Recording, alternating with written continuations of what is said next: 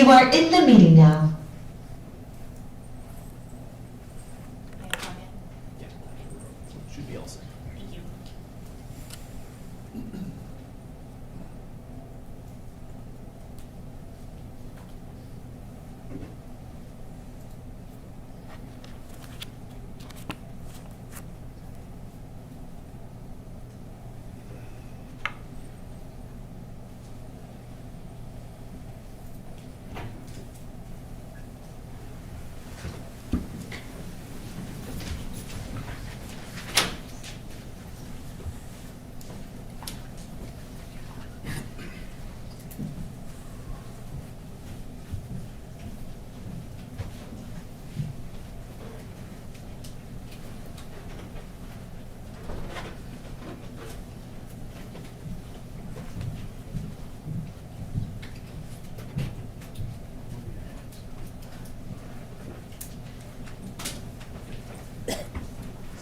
You may be seated. All right, welcome back, ladies and gentlemen. We are ready to resume. Ms. Shorty, you can proceed. Thank you, Your Honor. Detective Lieutenant Drewyor, my name is Mary Chartier. I think you know that because we've been in the courtroom together quite a bit on this case. Yes, ma'am. So I have some questions for you this afternoon. What's your current position? I'm a detective lieutenant with the state police. The Michigan State Police. That's correct. And we already went through this. You began working on this case in March of 2022, Thereabouts, yes, ma'am. and you were working again with the Lenawee County Sheriff's Department to assist them. That's correct. Then was your primary contact Kevin Greca? Yes, Then in August, specifically August 9th, 2022, you took over, meaning the Michigan State Police took over, correct? yes, And you were the officer in charge, is that correct? yes. Now, you referred to Detective Singleton as your partner. Were you peers? Were you leading him, directing him? How did that work? By rank and job classification, we are peers, but in your words, he did work at my direction. Okay. Now, when the case was transferred over to you, you received thousands of pages of documents, is that correct? Yes, And you organized and reviewed them? yes. In tandem with him, that was my hesitation, so, yes. Did you have these items when you started in March, or did the bulk of them come in August? Probably somewhere in the middle. So we had a lot of documents when we started assisting, but when we take over late summer, early fall, we then go and collect all the physical copies. So there may have been some things I didn't have yet, but we had the bulk of it by then. And then you listened to prior interviews that had been conducted Yes, and watched those videos? yes, There were quite a few, correct? yes, ma'am. And then you conducted your own interviews, right? Yes, Reviewed the surveillance, you and in conjunction with Detective Singleton? that's correct. So if there was a piece of evidence in this case, you or Detective Singleton reviewed it and you were aware of it. Is that accurate? Yes, there were other detectives involved also, but us two primarily. Now, the missing items that you indicated of Ms. Warner's, I want to make sure, what specifically is missing? Are you saying what disappeared with her? Yes. Essentially? Her go bag, her driver's license, her passport. There were some personal hair care products, and her phone. Is the personal hair care, are you talking about like hairspray, curling iron, that sort of stuff? Correct. I think there may be some makeup also, but I'm not positive on that. And those items to this day have not been found? Initially, one item, I think it was maybe the curling iron, was reported missing, and that was found within a few days. But with the exception of that, the other items have never been located. That's correct. Where was the curling iron found? I think it had fallen on the floor near like the bench near the bed, essentially. Like maybe in between, they found it a few days later, thinking it was gone, but it was actually there. But the other items have not been recovered. That's correct. Now, there were extensive searches that were conducted by law enforcement, correct? Yes. Well over 3,000 acres. Yes. And those were done to look for Ms. Warner as well as her belongings, right? Yes. Now, when you're deciding where to conduct searches, what is going through your head in terms of like where you want the police to look? That is based off of training and experience of what are the areas that are most probable to possess and or develop evidence, essentially. That is something that would be roundtabled between the other detectives on the case. So when you're looking, for instance, for the phone, the wallet, those sorts of things, is it fair to say that you're looking for areas where people involved in a crime would hide, conceal, or destroy evidence, and they do so in areas that they're comfortable with? Yes. And does that language sound familiar? Yes. Because you actually wrote that. So Yeah. Very eloquently, I bet, yeah. it's fantastically worded. And we talked about the searches were not just land, but again, all different kinds of waterways. You said small, essentially small inland lakes, ponds, creeks, rivers, that sort of stuff, correct? Yes.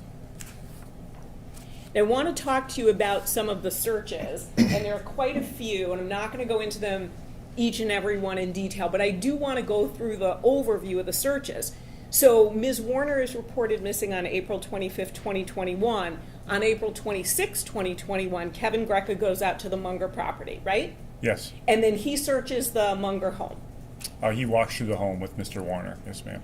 Now, when you said walk through, is that different in your mind than search? Yes. How so? If I were searching a house, I'm going to open all the drawers, I'm going to look under the bed, I'm going to go in every cabinet, versus a walkthrough is a more preliminary walk through the house. So the two, and I'm not trying to split hairs, but there is a difference in my mind. So when he's walking through the house, though, while he is not opening up necessarily every cabinet, he is looking for things of potential evidentiary value, correct? Yes, yeah. And he also has a body camera on when he's doing it, Yes, so that other people can see what he's doing. that's correct. On that day, he also interviewed Mr. Warner, Yes, and he also interviewed some other people that day as well.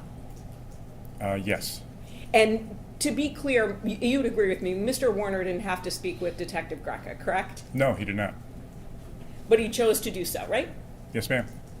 So then on April 27th, 2021, I think we've established there were two searches of the property. The one earlier in the day was the consent search that was cut short, and then the evening one was via a search warrant. Would you agree? Yes, on 4/27. Yes, ma'am. 4/27. I apologize. Did I miss the data? No, I'm just making sure I'm with you. Yeah. Okay. For April 27th, 2021, and on that date, if we combine both those searches, land was searched as well as buildings. Yes, And then we know that they had both cadaver and tracking dogs there yes, and drones, that's correct. because we've seen some of that footage. Again, Mr. Warner spoke to the police that day, correct? Yes, Now, when he changed his mind with Detective Greca, you've listened to that audio and video, correct? yes, And he indicated that he, at that point, thought Ms. Warner was at her son Zach's house, and she would be returning, and he needed to get back to farming. That's what he said. a loose paraphrasing, but yes, ma'am. Sure. But that's a gist of what he said, yeah. Sure. Yeah, no, it's not a direct quote, but Yeah, You've been here for a while, I'm really busy, I gotta get back to work. You guys gotta go, basically. Now, then there was another search on April 28th, 2021, of an additional property owned by Mr. Warner, correct? That's Cedar Point. Yes. And that was a consent search? I'm not as familiar, I'm gonna take you for your word on the date. I know that they eventually did a search there. Do you want to see a report that will indicate the date? I'm not arguing with you, if you want Okay. me to look at it, I will, but I'm just, No, that's I know they totally- definitely searched it that week, I'm just not sure on the date, yeah. That's great. And if at any point in time, it's a lot of reports, if you want to see it, feel free. So then on April 29th, 2021, there's another consent search of the Munger Road property, correct?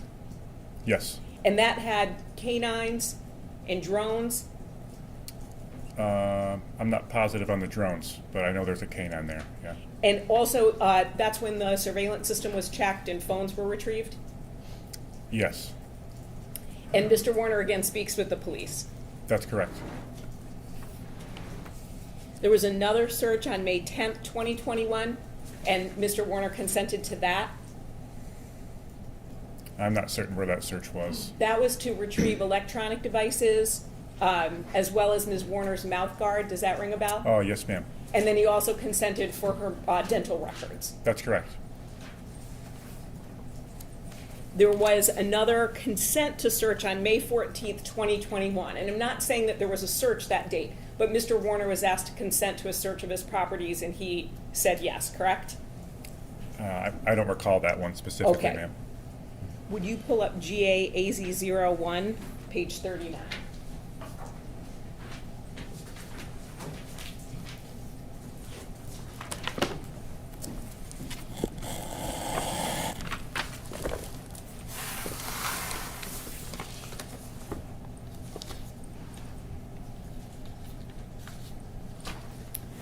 Right on the right-hand side, about 1/3 of the way down.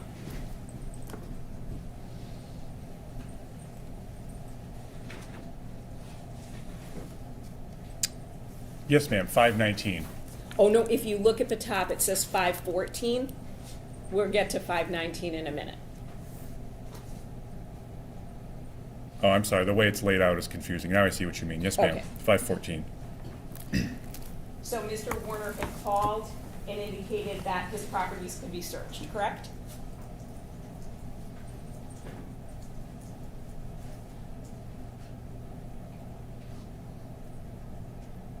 Yes,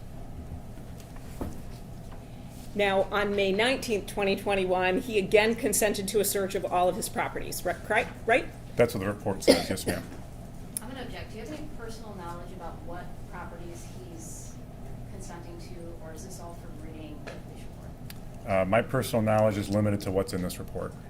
So Detective Lieutenant Drewyor has testified extensively today, as well as when he testified on the first part of his testimony about what was done in the investigation as a whole. He indicated he reviewed every police report. I asked him about every video, every audio, and that is going to drive what happens in the investigation. Oh, okay, that's fine, but he's saying he doesn't have personal knowledge of the answers to the questions that you're asking.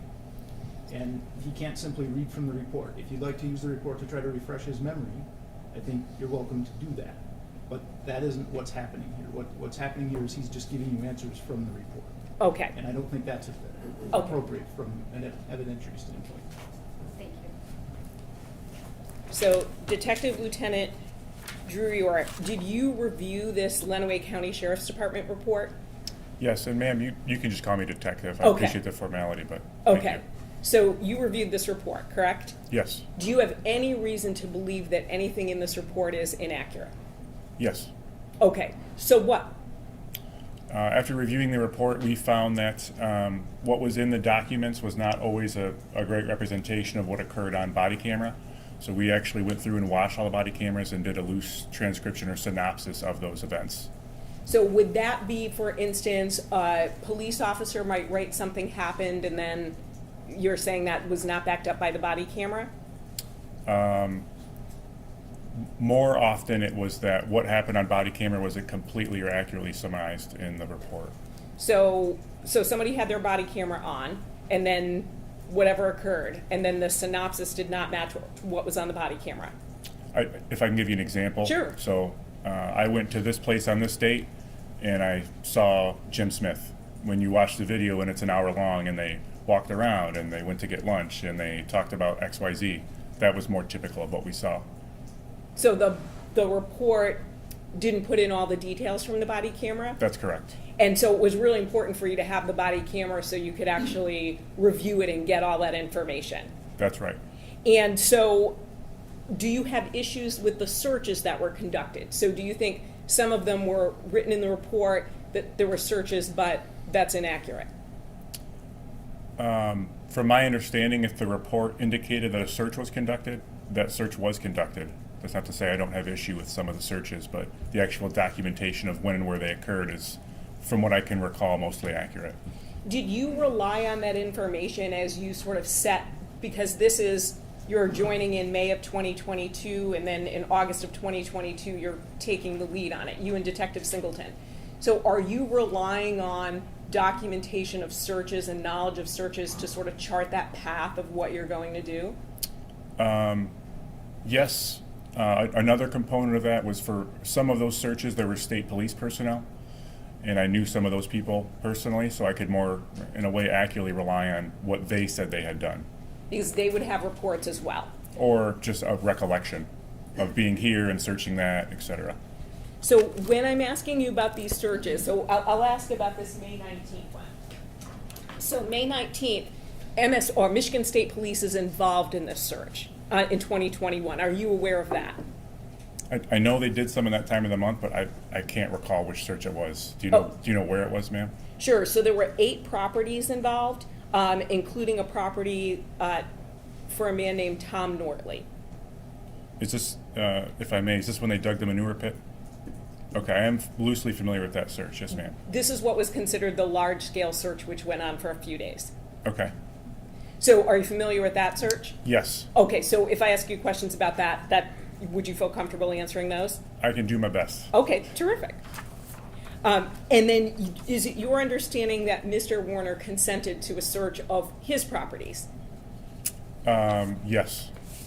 Now, you were not involved in this large-scale search, No. but you're aware that it occurred because at least some Michigan State Police members were, correct? Yes. Now, are you aware that the Paragon property was searched during this large-scale search? The north side, the area that we dug the following year? Yes, that side was searched. And I'm pretty sure they had a cadaver dog there also. Would you take a look at page 179? In this binder, I presume? Yes. You're referring to the bait stamp number? Yes, at the bottom. Okay. So if we look, it says Paragon property number 7. You're indicating that only the north part was searched. That's my recollection. Yes, ma'am. Now, if you flip that page over, it also indicates that the south side of the Paragon property was searched, correct? And that's about 7 lines down.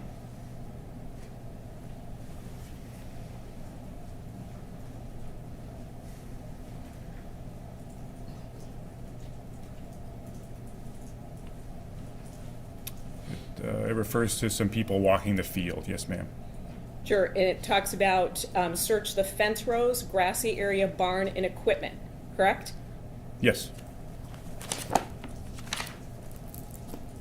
The south side is ultimately where tank 34 was found, right? Yes, ma'am.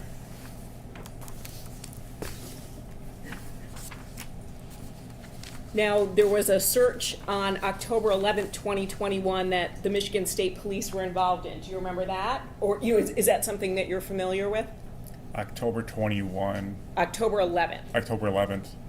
Was that the search with the FBI, ma'am? Yes. Yes, I'm familiar with that. And that was a multi-day search, correct? Yes. And sort of the same sort of, and this is where Agent Impala, I believe, indicated that he had searched 37 vehicles. It was a multi-day search. That's the search I'm talking about. And that was a large-scale search involving multiple police agencies. Is that accurate? Yes. And as you talked about, there was digging, ground penetrating radar, all of those things, correct? Yes.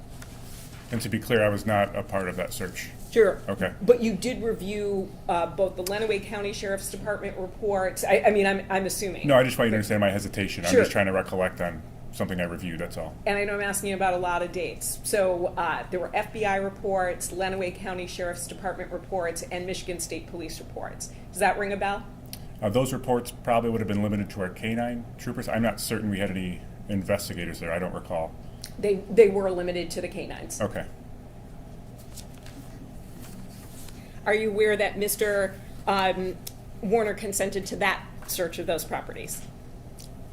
I'm not familiar with consent or not on that one. I'm not certain. I believe the FBI requires a search warrant to activate their field team, but I'm not certain.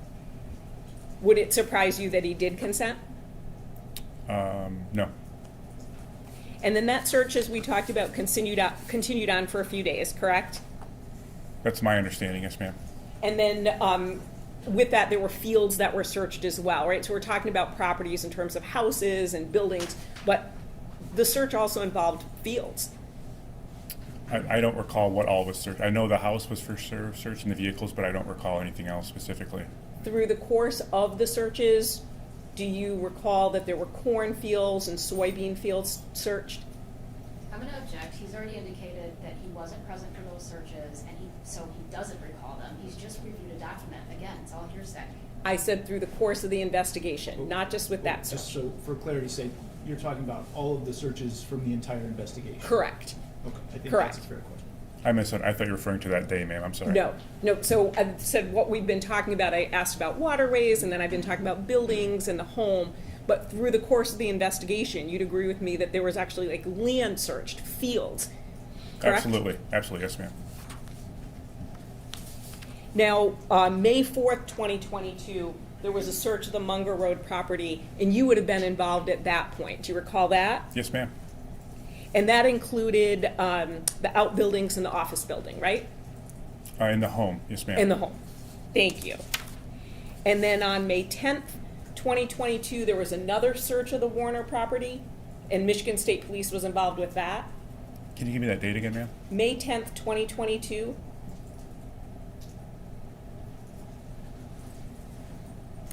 This, I don't recall what that search was. I'm sorry. I might be able to refresh your memory. Was there damage to the Hummer during a search? Oh, yes. Okay, so tell us. I did not damage the Hummer. to You be did clear. not, but tell us who did. He's already done testifying. Yes. One of our computer crimes analysts got into the very large commercial sprayer and attempted to get some data from it and bumped the handle. And if you could imagine a monster truck moving slowly towards a vehicle waiting to crush it, that's essentially what happened. So the tire grabbed the Hummer a little bit and crashed the back end. And to his credit, Mr. Warner wasn't angry at all, surprisingly so. And so it's that search. So I thought that might. I was definitely there for that, yes. I thought that might refresh your memory. Mr. Warner had given consent to search, correct? I'm not certain if we had consent. I feel as though if I was there, we wrote a search warrant. You may have had a search warrant, but do you also get consent? You heard Detective Greca say that sometimes he'll get consent along with a search warrant. In my professional opinion, when someone has revoked consent to search their property, I will get a search warrant moving forward, so there's no confusion. So at some point, he revoked consent to his properties. In my mind, I'm going to write a search warrant for his land moving forward. So I can't speak to what Greca did at that time. Now, we talked about damage to the Hummer on that date. Were there other instances where there was any damage to the property? Yes. And what was that? I can think of one in particular. I requested some digging be done by building number 7. Would you like me to point it out, ma'am? Sure, if you'd like to. On the side of building 7, we had a small excavator dig here. And between this building 7 and this, I'm not sure what to call this small structure, there was an electrical wire that we damaged during that dig, just based on the machine digging through the ground. Aside from that, I cannot recall any damage as a result of a search warrant. So just the Hummer and then the electrical wire. Or do you count as damage the holes taken from the couch? So there were sort of cutouts in the couch in the living room that were circular. Would you count that as damage, or? Yeah, those items were damaged. Yes, excuse me. And that was during the FBI search in October of 21, if I'm not mistaken. But nothing else comes to mind other than those 3 incidents. You had talked about a phone that Mr. Warner had gotten in. Essentially, he put Ms. Warner's phone number on that phone. He got a new phone and populated that phone, correct? Yes, ma'am. Are you aware that he had asked permission from Detective Greca to do that? Yes.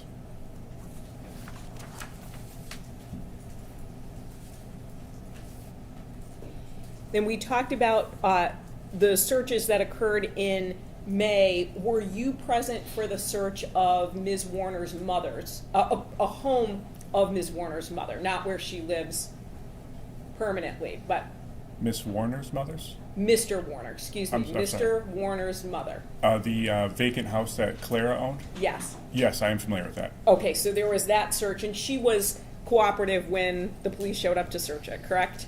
She was angry to find that we found a dangerous snake in the crawl space. Otherwise, she was perfectly fine with us being there. What did you do with the snake? I don't mess with snakes, so I didn't do anything. Just let it go on its way. That's somebody else's problem, unfortunately. And then we already talked about there was the search of the lake. That was essentially a lake bed in June. Is that accurate?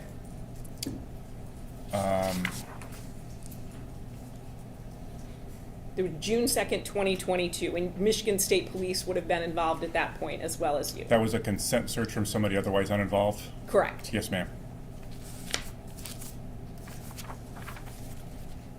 Then October 28th, 2022, Mr. Warner again consented to a search of his property, right? October 28th, 22. Specifically a field. October 28th of 22.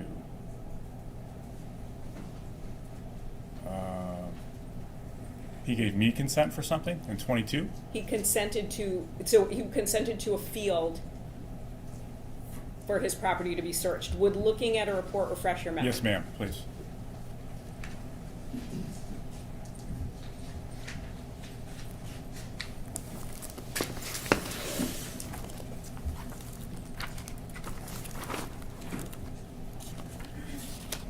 Oh, this would be October 21, ma'am.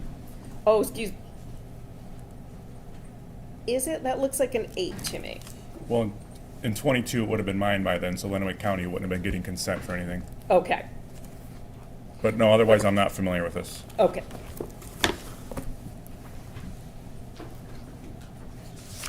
But if Lenawee County has consent to search forms in their report, you're not disputing that those are valid, though, correct? I would have no basis one way or the other, ma'am. Then there were also searches in early May 2023, and this was a multi-day search of lots of properties. Would you agree? Yes, ma'am. And this went on with a lot of people, correct? A lot of officers searching. Yes, I think we had at least 120 personnel involved for 2, maybe 3 days. And you divided it into areas. That's correct? I'm not going to go through every piece of property searched, but for instance, in Area 1, you searched properties, by you, I mean law enforcement, in Brooklyn and Onstead, and that totaled a little over 407 acres, right? Correct.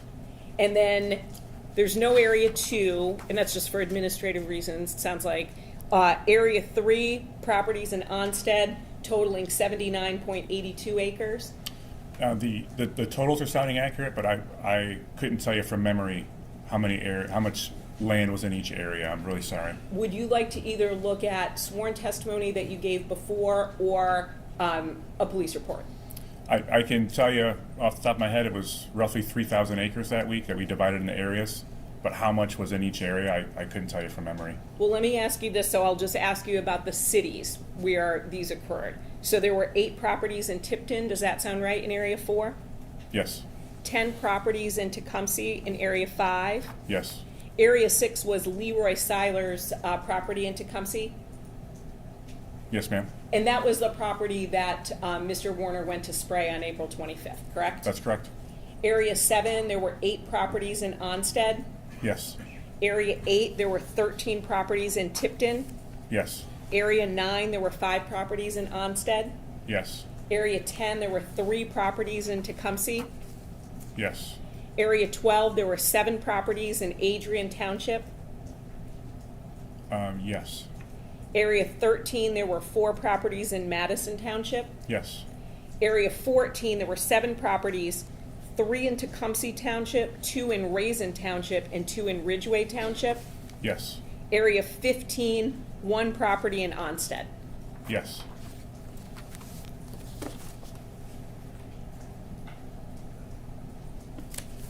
There was also, I think you talked about a search in January of 2024, correct? Did you talk about that when you, on direct? January 24 or January 23, ma'am? Excuse me, January of 2024. Was there a search in January 2023? I'm sorry, give me a moment. So,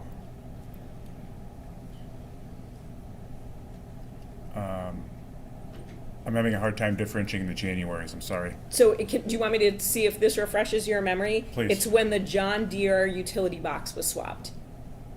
Yes, that's what I would call the reenactment with the front end loader, that search. Oh, yes. Yes. So that's January, I believe, of 2024. Would you agree? I'm sorry, I thought it was 23 at first, but I Okay. believe you. Yes, ma'am. And then there was also later on in that month an excavation, correct? Was that the excavation we discussed earlier? Yes. Now, we already talked about vehicles were searched. That includes the JCB and the Kubota, right? Those were searched by the sheriff's department. I'm not certain that we did anything with either of those vehicles. We utilized the front end load of the JCB for the reenactment, but I'm not certain that we searched it formally.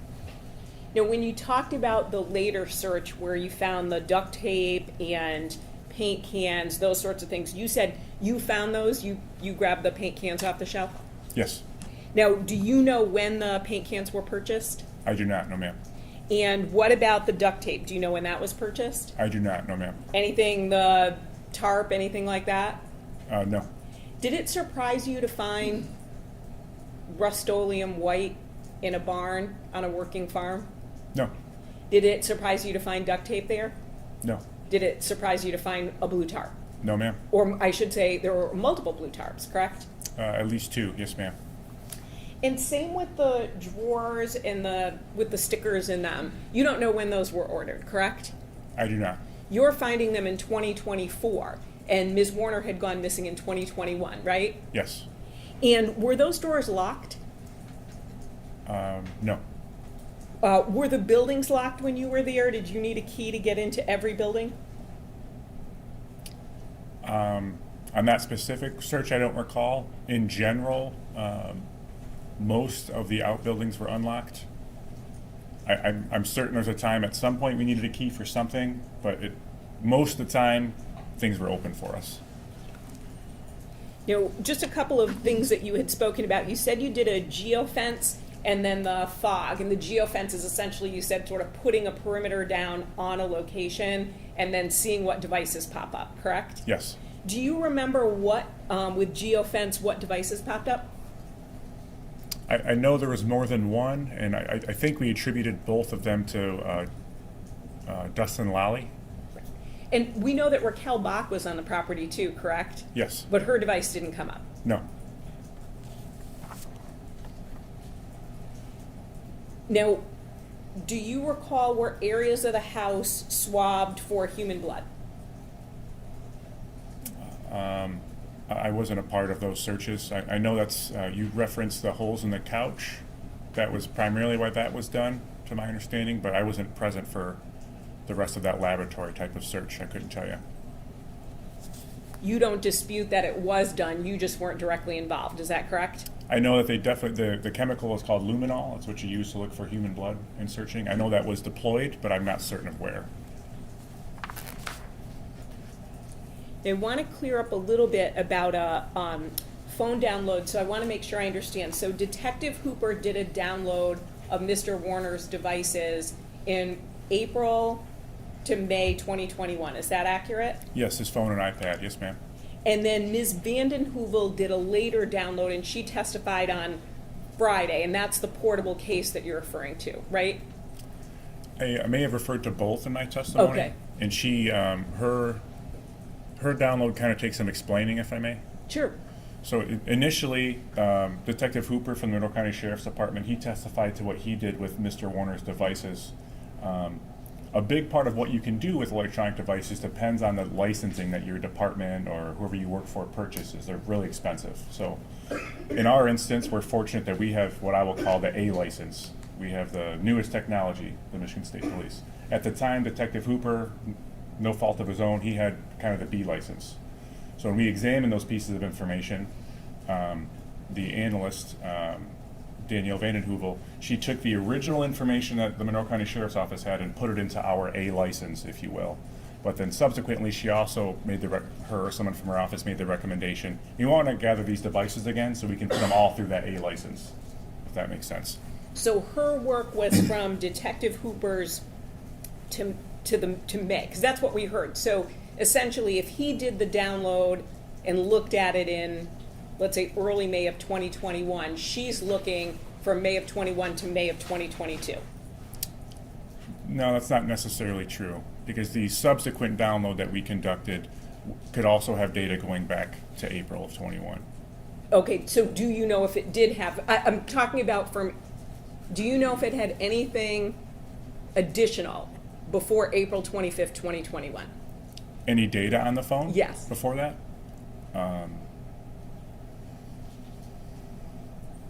And if you don't know, it's okay to say that. I'm not certain, but I feel pretty comfortable saying that device would have had something from before April, some piece of information on it from before April. Now, the indication where you said you asked for a phone and then Mr. Warner didn't really want to give the phone, he called a lawyer and then ultimately gave you the phone, correct? I think I argued with you, yes ma'am. You did. You did. And I got the phone. You did get the phone. The gun safe or the safe you were talking about, is that a gun safe? Moving to the sprayer barn, where you said you saw a safe in building 7 and building 5. The safe that I was inside of, Yes. those images? Yes, that's sold as a gun safe, yes. And was that ever tested? Did anyone ever swab that for blood, DNA, bodily fluids, hair, anything? The closest to a search that was conducted on that safe is when the FBI was there in October of 21. It was still in building 7. Mr. Warner provided a combination. They opened it and took a photo of the inside, but no other examination of the safe was done at that time. At any time, correct?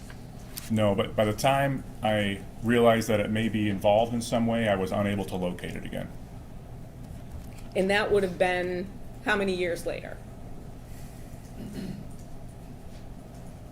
I wasn't looking for it in January of 22. I'm not sure the first time I searched for that independently. For that reason, if that makes sense.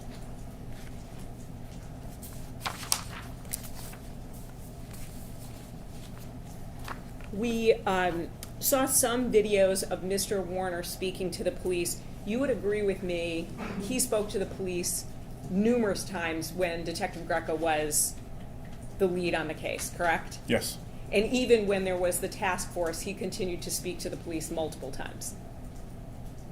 Yes. And at that time, he had another lawyer, we saw him in the video, named Lawrence Lieb. A lot of times, Mr. Lieb wasn't even present, correct? Correct. But Mr. Lieb was fine with Mr. Warner chatting.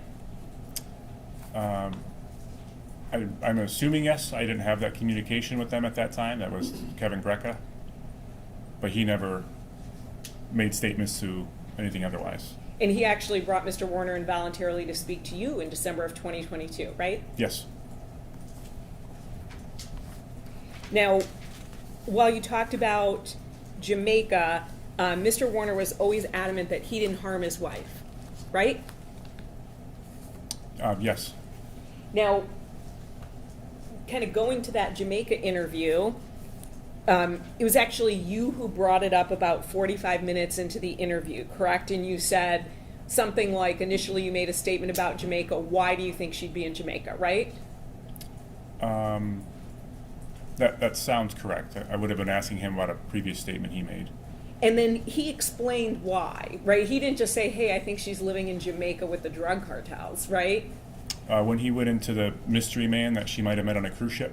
So, nope, this was when he talked about the fact, tell me if you need to refresh your memory. I'm sorry, can I correct myself? Yes. When he talked about how she was enamored looking up at the hills when they were on a vacation. Yes, he said she really liked Jamaica, correct?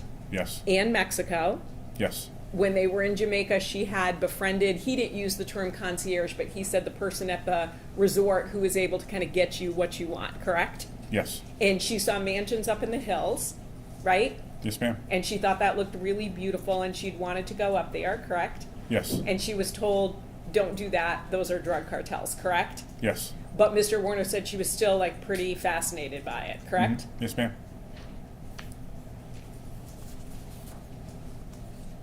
Now, in addition to the, oh, and let me jump back. You described, when it comes to Mr. Warner's statements, you described them as being fairly consistent, correct? No, there was two things he was fairly consistent on. The rest were not consistent. Okay.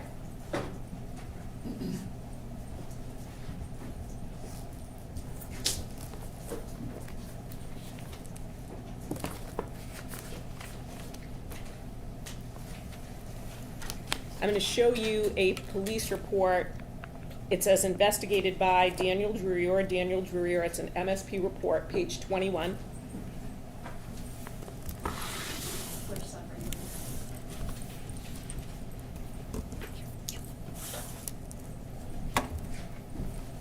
And I'd ask you to look at the first sentence of the bottom paragraph. You're looking at sub 4, ma'am?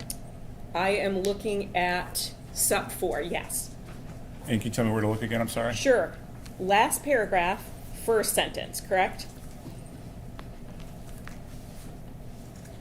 Oh, yes, ma'am. I see what you mean. So let me ask you, this is your report that you wrote, correct? Yes. Because it's got your name in, it says investigated by, and sometimes there are two different names in those boxes, but yours is in both, correct? Yes. And you wrote Dale's initial statement to LCSO, that's the Lenawee County Sheriff's Office, Yes. which was fairly consistent over numerous contacts, was that Dee had a migraine in the late evening of 4/24/21, and then you go on to detail the statement, correct? You wrote that, right? Yes. The context here is what I'm typing is fairly consistent over these, is what my intention was. So what I detail afterward was fairly consistent in his statements. Sure, so what was consistent? I would be reading it from here. Okay, well, I'll ask you. Do you remember what was consistent? The parts that were consistent was that they had some form of a disagreement. How he describes it does change over time, whether it was an argument or what it was. That she eventually got a migraine, and that she took some medication and got hungry and had a little something to eat. She falls asleep. There's some discrepancy about where they fall asleep and if she gets to the couch or if he goes to bed. That does change over time. They fall asleep essentially. Where they sleep is, again, changes. He wakes up in the morning and leaves at 6 a.m. is the bulk of his primary statement. The timing of the morning is what starts to change over time. Also, the other item that you indicated was consistent was that he had rubbed her shoulders, correct? Yes, he consistently states that, yes. And nowhere in here, if I flip it over, do you write any inconsistencies, correct? No, the intention of that paragraph was to highlight the portion that had been consistent up to that point. So again, you don't write any inconsistencies. Not in the specific paragraph, no.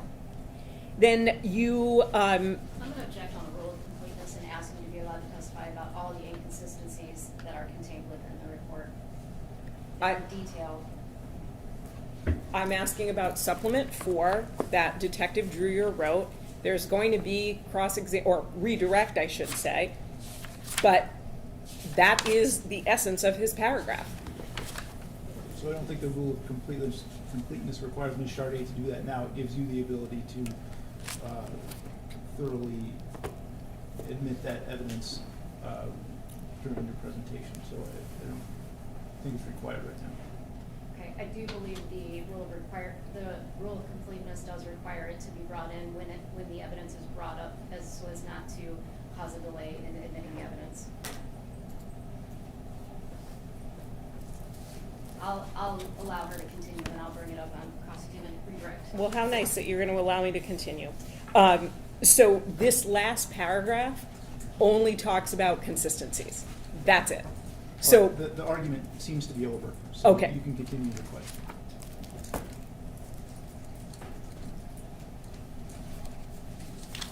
now there were hundreds of interviews conducted. You'd agree with me? Overall? Overall. Yes, ma'am. And you talked about the importance of using a body camera to record interviews because then you were able to find discrepancies between what conversations had occurred and then what was summarized in a police report, right? In some instances, yes, ma'am. You'd agree with me, you didn't always activate a body camera, correct? No, I did not. And sometimes you would turn it off when the portion of the interview that you wanted recorded was done, and then you would continue speaking to someone, correct? Typically, at the end of the interview, people would like to ask not direct questions about an investigation, but more what's normal and what's going to happen next, those types of things. Sometimes those can become more personal, intimate, to like how a person's feeling. It's not always the most appropriate to record. So in those instances, it's common practice for me to turn it off. What about at the beginning? Sometimes you don't turn it on right away, correct? I'm pretty consistent about turning it off. I can think of one instance with a reenactment where I gave some direction before recording it, but for the most part, unless it's by forgetfulness, we try to have it on right away. And there's no, do you record phone calls? Not typically, no. Unless I have a reason to believe there's going to be some evidence within that phone call. What about text messages, emails, those sorts of things? Do you have all of them, or have some of them not been preserved, I should say? Typically, unless a text message or voicemail or email pertains to particular pieces of evidence or any piece of evidence, then those typically are not saved, no. Do you think it's interesting that, for instance, you looked at some Lenawee, I'm assuming it was the Lenawee County Sheriff's Office reports, and then when you matched it with the video, you were like, oh boy, the report doesn't give enough detail, but yet you don't record every aspect of your interview.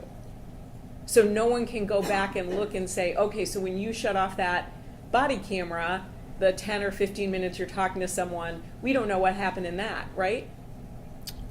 I could see why you'd bring that up, but my explanation stays the same. When I'm discussing some intimate feelings that someone's having about a particular instance that aren't necessarily pertinent to the case, especially when those videos are going to be foiled by media and press potentially, I like to protect those people's intimate feelings if I can. But you don't know someone's going to be talking about an intimate feeling, right? So someone doesn't necessarily say, I'm going to talk about my intimate feeling now, and then you turn it off. You turn it off and then answer whatever questions they may ask. Is that fair? Well, typically when I turn off my camera, I'll ask someone, okay, that's the conclusion of the interview, and I'm going to turn this off now. And if they disagree, there's something they still need to discuss, then I'll keep it on. But otherwise, that's when it ends. At some point, it has to come to an end. We can't leave the camera on and recording forever. No, it can't, but when you're still communicating with a potential witness, can you at least see why it would be helpful to have a complete video of the entire communication? Not as opposed to what I've explained, no ma'am.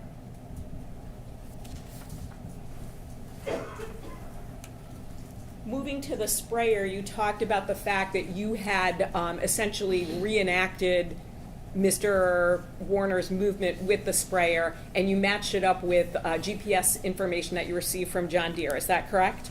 A combination of that GPS information and Dale Warner's statements of that morning, yes ma'am.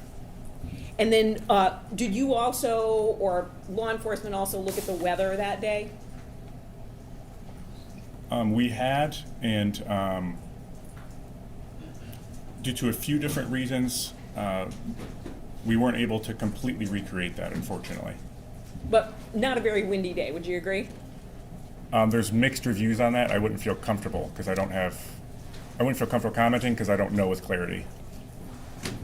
Now, when you looked at, it sounds like you looked at all of the portable case download. Is that the correct terminology that you're using? Yes, ma'am. The phone dump that we kind of call it colloquially. Okay, so you looked at all of that. You also looked at Mr. Warner's fitness data from April 24th to April 25th, correct? Yes, ma'am. And that indicated that, I should say, that kept recording from roughly 7 p.m. I'm looking to 11 o'clock in the morning, right? That's an area that you had zoomed in on? That is an area I zoomed in on. I'm not certain I would say that it kept recording. Well, it shows that he had a heart rate from 7 p.m. to 11 a.m., correct? I don't feel comfortable answering that with a yes or no. Okay, so would you show? I can just explain. I don't think you need to show it. Okay. So let me ask you if that's okay before you get to your explanation. It showed that Mr. Warner had a heart rate, correct? Yes. So it showed the total number of readings, and to be clear, it breaks it down by hour, right? So 7 to 8 p.m., 8 to 9 p.m., 9 to 10 p.m.? There's more detail than that. Sure, no, but when we're looking at the information you put in a police report, that's how it's broken down, correct? I don't recall what information is in the report, but I know there's more detailed information in the portable case than that. Okay, so let me show you what's in your report, if that's okay. It's on page 6.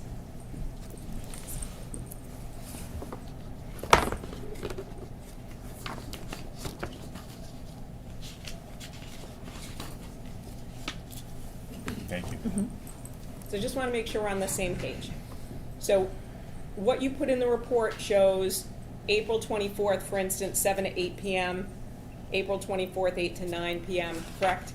I think I've discovered the disparity, and we're Okay. disagreeing slightly. So this specific report is when we were still aiding the sheriff's department, and we were operating off of that kind of B license of the phone data. So the information I'm referring to that's more in depth was from that A license later on. Okay. So I think both things are true, if I may, ma'am. Okay, great. So let's just talk about this information right now, if that's Okay. okay. So this shows a heart rate for Mr. Warner from 7 p.m. to 11 a.m., correct? So it's been recording that entire time, at least according to what was included in the report on March 30th, 2022, right? Yes. This supplement shows that there's data from 4/20/4/21 starting at 7 p.m. and it collects data at minimum until 4/25 at 11 a.m. But there's data between those 2 hours. So, and it shows essentially the total number of readings for a time period. So if we're looking at 12 to 1 a.m., it shows 23 readings, correct? Yes. Max heart rate of 67. Yes. Distance traveled, it says did not record. That means someone didn't move during that time. Accurate? Or that it, for another reason, wasn't recorded, but more than Okay. likely they didn't move. Yeah. And then I'm flight. gonna object to speculation unless he knows about how the Apple heart monitor and heart rate and stuff work and can describe it. Well, he just said it could be for another reason, but more than likely it's because no one moved. All right, well, he answered, but I don't know that there's a foundation for the answer, which is what Ms. Wise is challenging. Okay, so let me ask you this. You looked at this information and then you looked at later information, correct? Yes. Did you understand or learn about what you were reviewing? Simply the data that was put out. I don't understand necessarily the science behind it from the device. Right, well, who does, right? I'm saying, did you understand the data that you were looking at? So for instance, when it says distance traveled, did you understand what that meant? I understand that it's giving a distance, but again, I'm not certain how it comes to that conclusion. Okay, no, I'm not asking you to figure out the algorithm. I'm just saying, so for instance, when it says max heart rate, do you know what that means? Yes. What does that mean? That would be detecting the maximum heart rate detected at that time. And what about distance traveled? What does that mean? That would be how far the device had traveled. And what about flights climbed? I would be assuming, but I'm not.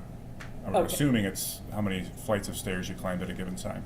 I mean, that seems pretty reasonable, correct? That it would be a flight of stairs? Correct. So if we look at this, and we look at from 12 a.m. to 4 a.m., it recorded no movement in terms of distance traveled by Mr. Warner, correct?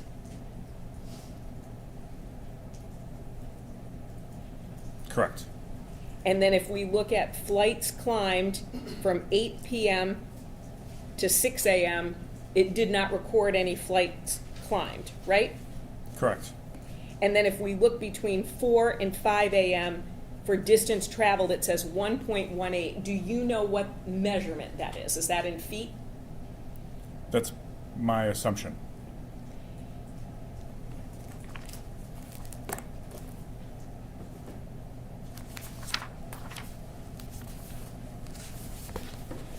I want to just move on to a few other things. We had on Friday an Exhibit 195. There was a text message exchange between Ms. Warner and Mr. Warner. She refers to a man named Craig. Do you know who that is? Craig is their marriage counselor. Thank you. And also there has been some discussion about Ms. Warner's love of jewelry. Would you agree she spent over $45,000 on her K Jeweler credit card from 2019 to April 2021? Yes. And did you look at any other records from K. Jeweler? Not anything that would change that. I also looked at receipts and things that supported that figure. That's what I was going to ask. That didn't seem out of the norm, correct? I just looked at that 2 years, so I'm not Okay. sure how to describe what normal is, but I know that's an accurate figure. Thank you. Now, we heard a jail call. People are notified that the call is being monitored, correct? Yes. And they can end the call at any time they want, right? Yes. The JCB reenactment that we saw photographs of, who was driving the JCB? The one and only Detective Sergeant Mike Baker. Okay. And then was he being directed? So was someone helping him kind of line up that JCB with the stairs as we go to the door? Only to the point where he didn't want to hit the house. How long did it take him to get that up there? I'm not sure. I don't remember. Do you remember 5 minutes, 10 minutes, 15, or just have no idea? When you say get that up there, do you mean from the time he started it in the barn? Yeah. 5 minutes, maybe. I'm kind of flying blind. I can't remember that far back. Sure. And that's all right. And do you know how fast he was going? I couldn't tell you. No, ma'am. Did he seem like he was going pretty fast, or? I'm not even certain I was there when he was moving it until he got close to the house. I can't tell you. Now, even though you did that reenactment, there's no physical evidence on the JCB that Ms. Warner was ever in that front loader, correct? No. So- It was processed, and there was no physical evidence located by the other agencies.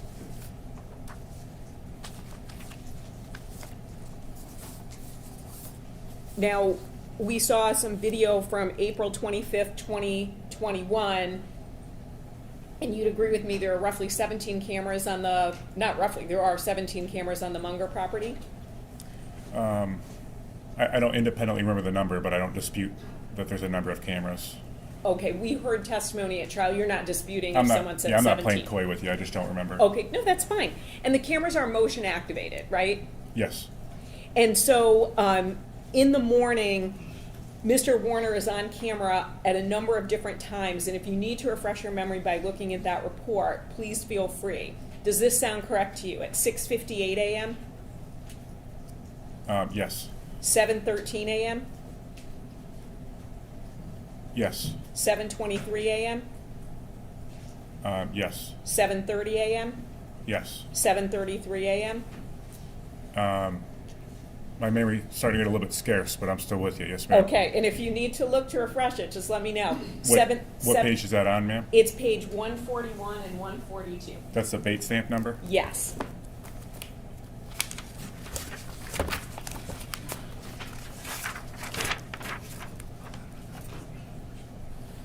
I see the page, but this is Scott Singleton's report, ma'am. I didn't write this. Okay, well, did you look at the footage? Yes, but I don't know it as intimately as he described here. So do these numbers sound right to you or no?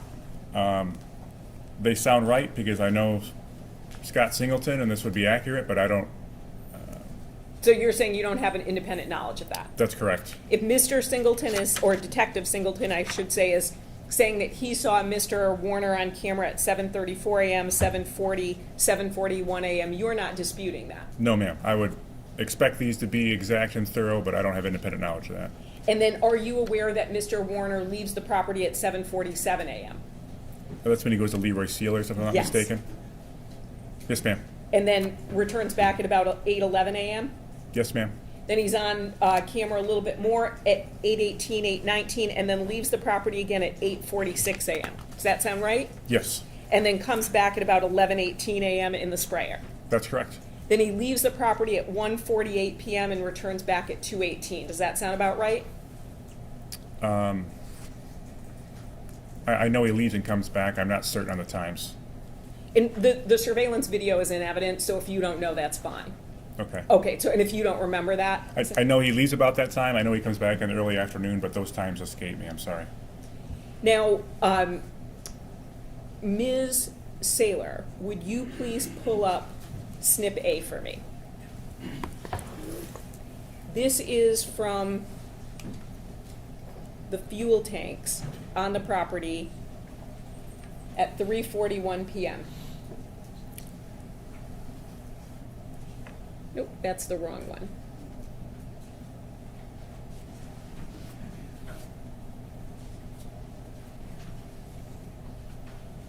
While Ms. Saylor gets that, and Ms. Vinsky, would you help her with that?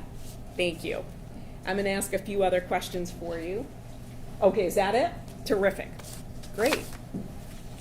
So do you know roughly who else was on the property at 3:41 to roughly about 4:12?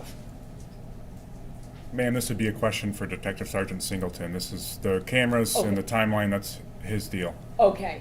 Well, so let me ask you this. Did you watch this video? Did you see somebody plowing the field in the back? I don't independently recall. I'm sorry, ma'am. Okay, nope, that's fine. Did you ever ask Mr. Warner if he was plowing the field in the back?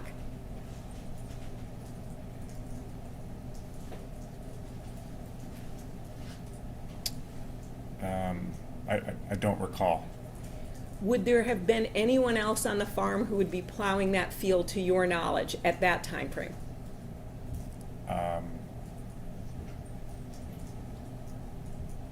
I'm not certain who else would have been there plowing the field. I have no independent recollection of that, ma'am. Did anyone tell you, any employee who was there, I also plowed the field in the back?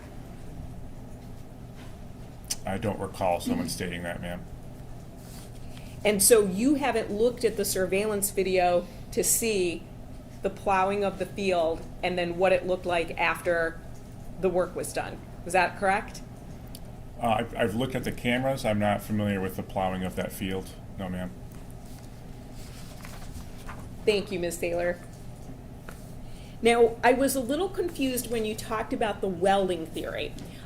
We heard Detective Singleton say it came up pretty soon, about in April of 2022. Is that your recollection of when it came up? I know it was sometime that spring or summer, but I don't know exactly when.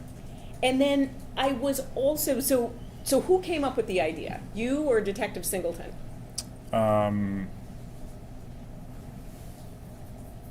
He was definitely the one that discovered that video, and we discussed it together. I'm not sure if he came to me and said, hey, I had this welding theory, or hey, check this out, and we discussed it together. Some variation of that.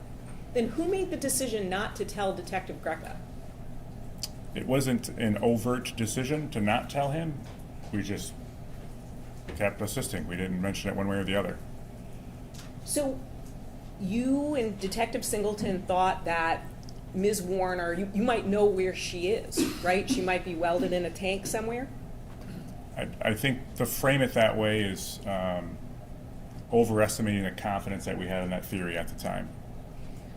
Did you, let me ask you this, did you or Detective Singleton follow up on tips from psychics? In a semi-joking way, Detective Sergeant Singleton was in charge of psychics. And then you'd follow up essentially on kind of almost any lead if it might have even an essence of credibility. Is that accurate? Yes, and I think I was being kind of funny, but the reason why we would, in a way, take psychic tips seriously is, I can't remember the specific case, but historically, a psychic called in a tip, and it was really someone that was a witness and didn't want to say they were a witness.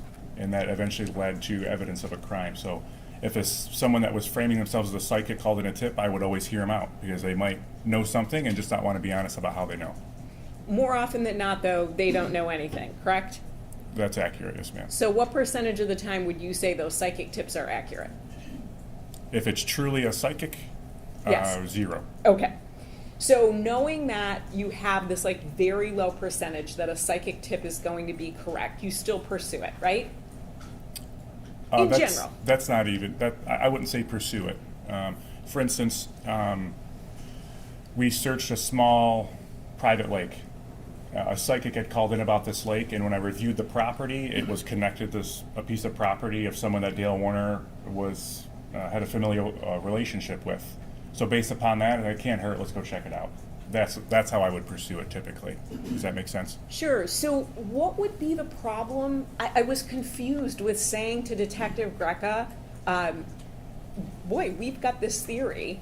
Let's maybe brainstorm around it, talk about it, look into it. The assignment of assisting the sheriff's department wasn't, I don't want to be disrespectful, ma'am. I'm trying to choose my words carefully is my hesitation. It wasn't the most comfortable assignment. There were people there that weren't always receptive to someone else showing up to look at their work. So my assignment at that time was to review what had been done and make recommendations about what had been done, not to present new theories or ideas, and I'm not certain it would have been received well. Even if it hadn't been received well, don't you think it would have been prudent to at least offer it up, right? Because at this point in time, there is a missing woman, and there is a family hoping to find that missing woman. So whether it's comfortable or polite or courteous, isn't it your job and Detective Singleton's job to say, listen, we've got this theory, and if somebody doesn't want to pursue it, that's on them? Yes and no. Part of the apprehension at that time is, in my opinion, the writing was on the wall, and it was a matter of time before this case was ours full time. I felt pretty confident in that early on. And then once it became yours full time, August 2022, why did it take 2 years for this welding theory to kind of take fruition? It didn't. Okay, so, but you said you were only looking for things underground. It's a mistake I'm not proud of. I was convinced it was buried, and that's where I was looking. And no And one, I'm not proud of that, ma'am. no one thought, well, boy, there are other tanks, not just on the Munger property, but at Carson, at Paragon, on other farms, right? We're talking about Munger, Paragon, and Carson. The reality is those tanks are all over the place, correct? Which is why eventually I started looking for him. Yes, ma'am. Sure.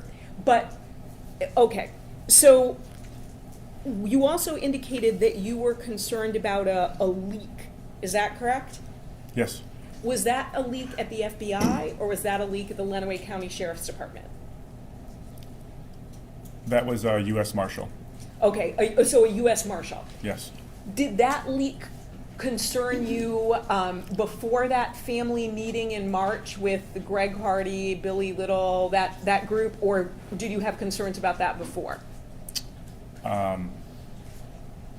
It definitely wouldn't be before that meeting. I guess to characterize this, when we had the family meeting to introduce the fact that the state police was going to be helping the sheriff's department, I knew so little about this case, it was kind of embarrassing to be at the meeting, to be forthright with you.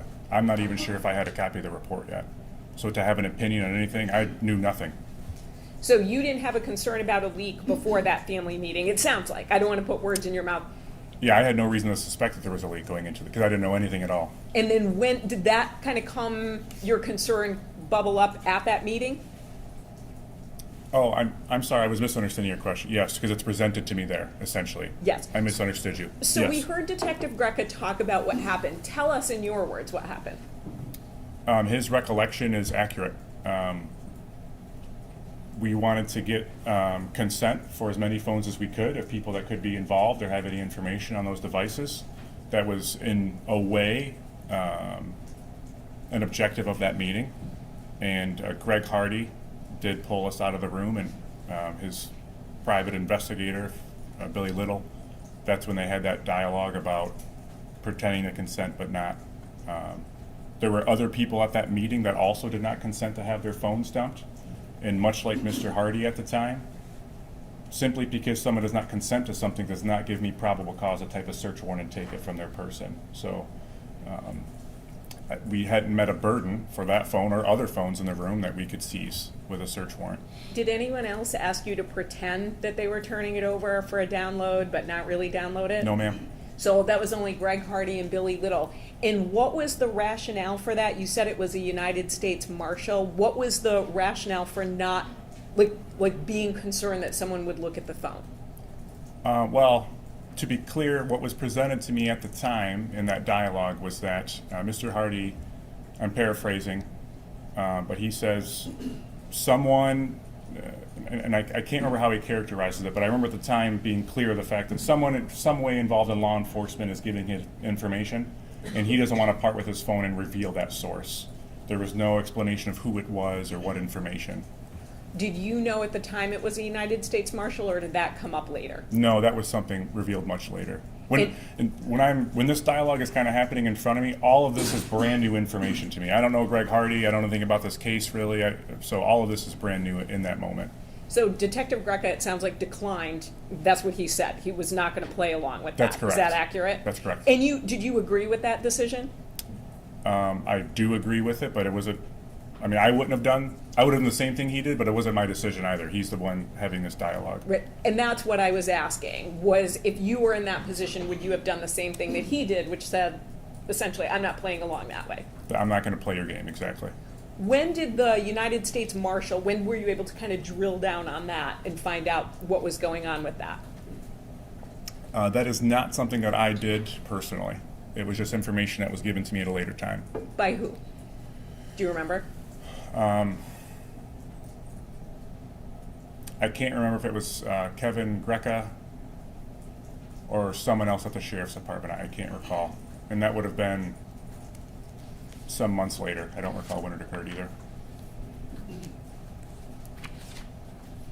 Now, I was a little confused about, so you had this welding theory which was based on viewing the surveillance. Is that accurate? Yes. Okay.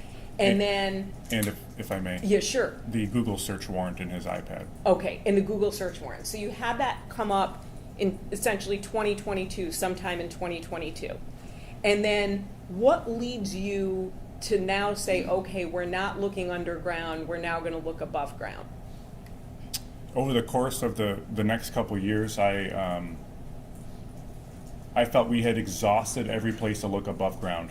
I was extremely confident that she was not alive, and I was confident that some harm had come to her and someone had taken her life and that her body was hidden somewhere. And I could not think of another place that was reasonable to look above ground. I felt like I have completely, if someone brought to me a tip, I'm absolutely going to go look, but I felt like I had looked every place I possibly could above ground, and which brought me to thinking that we had never just looked for the tanks. Did Mr. Hardy tell you, like, point you to a tank and say, go look for a tank or this? Because it doesn't sound like it. It sounds like this was police work by you and Detective Singleton. During the preparation that I discussed earlier about how I'm going to empty the tank and how I'm going to look in it, et cetera, during that planning, and then I get to the point where I need some knowledge about where Dale Warner's tanks are stored and how they're used, I had several dialogues with Greg Hardy at that time because he knew the farm intimately, his sister's farm, and he knew about their common practices and where they stored things. So over the course of probably a week, I've talked to him several times on the phone. And I've asked him about welding, and I've asked him about tanks, and we're discussing that. And in one of those phone calls, he says, I'm paraphrasing, I wonder if she's inside of a tank. So he makes that statement to me. But it was after I had been asking him these questions. So I had been almost too forward with the information, but I needed to ask him these questions to get this information at the same time. So you're aware that Mr. Hardy has made statements to the media, a lot of them, correct? Unfortunately, yes, ma'am. And do you believe all the statements he's made to the media are accurate? No. Specifically as it relates to the tank, have you told him that? Yes.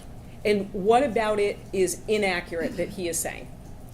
His characterization of events, he's done, I can think of one interview in particular that's not based upon fact. And what is that? Regarding the tank. What is that? What is the statement or what is the incident? Statement? If I can just describe the interview to you, it might Sure. be easier. Greg Hardy in some way consents or asks media to join him, and he takes a camera crew to Paragon Road, points in this barn and states, look in this barn where the tank was hidden under cover of darkness or something to that effect, which he would have no way of knowing that information. And did he actually go on the property with the camera crew? If my memory serves me correct, yes, ma'am. And we visited that property last Wednesday. So the barn, if we're on the south side, it's got no locks on the door, correct? There is a chain wrapped around one of the handles. I'm not sure if there's a padlock on it or not. It wasn't locked the day we were there. And so the day you were there, you just I mean, you just walked on, right? That there was no indicator of a lock. Last week or No, when you went to go find the tank. in August? Yes. I think it was similar to how it was last week. There may have been a chain wrapped around one handle, but it wasn't locked. I didn't have to force entry other than opening the door, maybe. Now, with your communications with Mr. Hardy about the tank, and I think we've gone over this, you were on the telephone with him? So we would not have a recording of those communications, is that accurate? That's correct.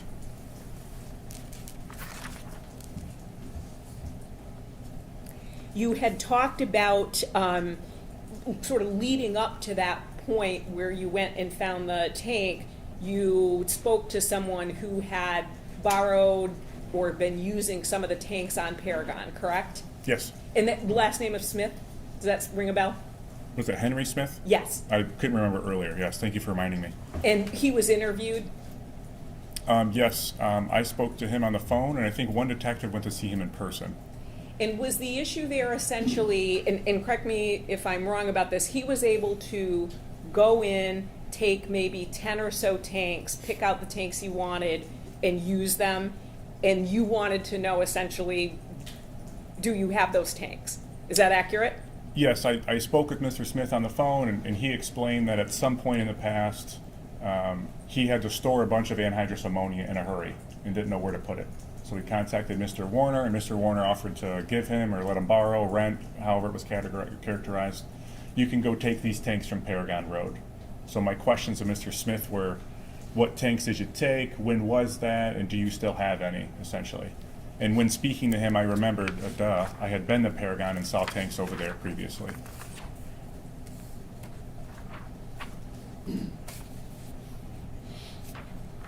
You talked about the fact that the duct tape from inside the tank still was not dry yet, so you weren't able to do any DNA analysis, correct?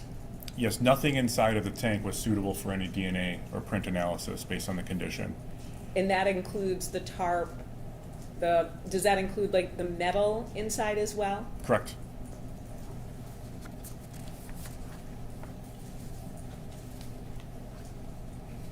When the tank was opened, was there a smell? Yes. And was the smell ammonia? Or a chemical smell, I should say? In a way, yes. There was other odors also. Sure, and unfortunately because the body was inside the tank. But we heard Dr. Cho say there was a strong smell of ammonia. Would you agree with that? Oh, yes, ma'am. Yes. And to be clear, I think the reason why I misunderstood your question is Dr. Sure. Cho is referring to what's at the office as opposed to being at the tank. That's why I didn't understand you. I'm sorry. Oh, that's all right.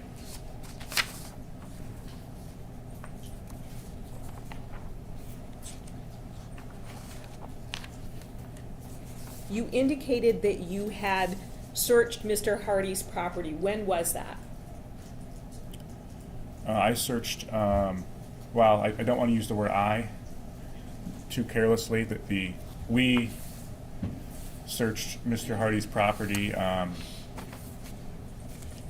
He has some land this direction going west that has a little pond that we did a consent search on. He gave me consent for, we had a tip about a rental house of his, that someone had seen something of interest in the basement. We conducted a consent search there, and Can I stop you? Do you Sure. recall the dates of these searches? I don't. I could probably tell you what year that happened. That's about the best I could do. That'd be great. So the consent search in the basement of the rental house, I think that was in Palmyra. The spring of the prelim, would that be 24, ma'am? That would be 24, yes. And I want to say that field and pond was around the same time, but I'm not certain. And I think there's one more area he might have consented to, but I can't recall off the top of my head.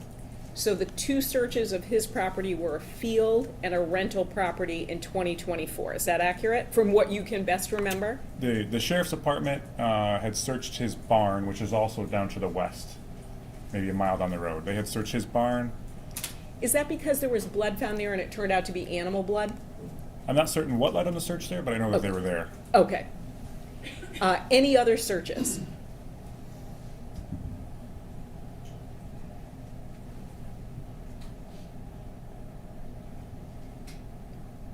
Not that I can recall regarding Greg Hardy, no ma'am. Correct. And then we talked about him making statements that were incorrect to the media. Is it fair to say that the private investigator he had hired, Billy Little, he also made statements to the media which were incorrect? I'm not certain he ever made statements that were correct. Okay. Does that make your job significantly harder? Unfortunately, yes ma'am. I have no additional questions. Thank you, sir.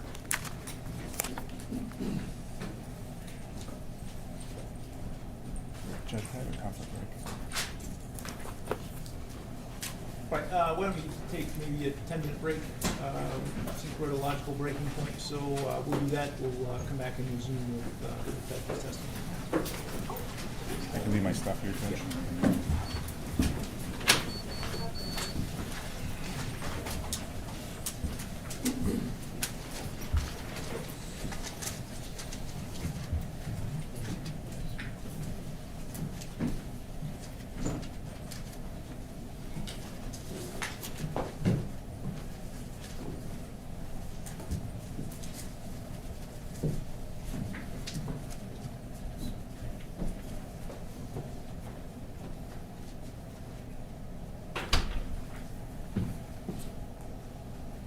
All right, we will resume in about 10 minutes.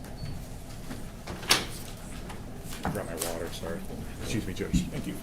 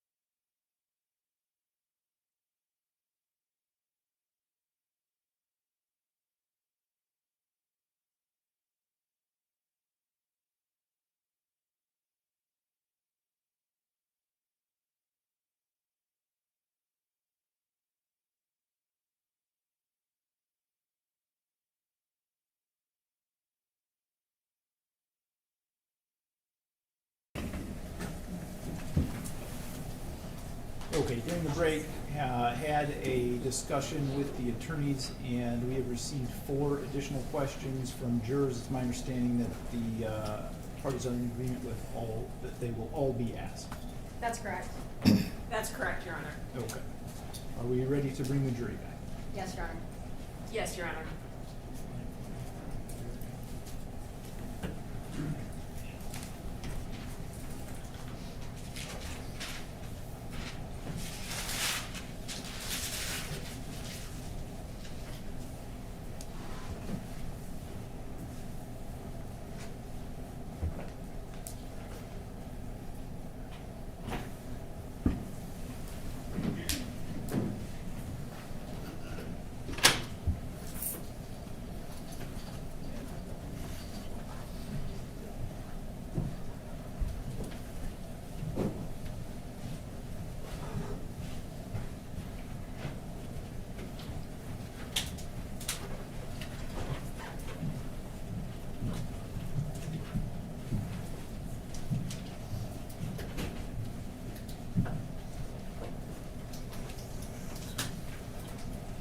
You may be seated.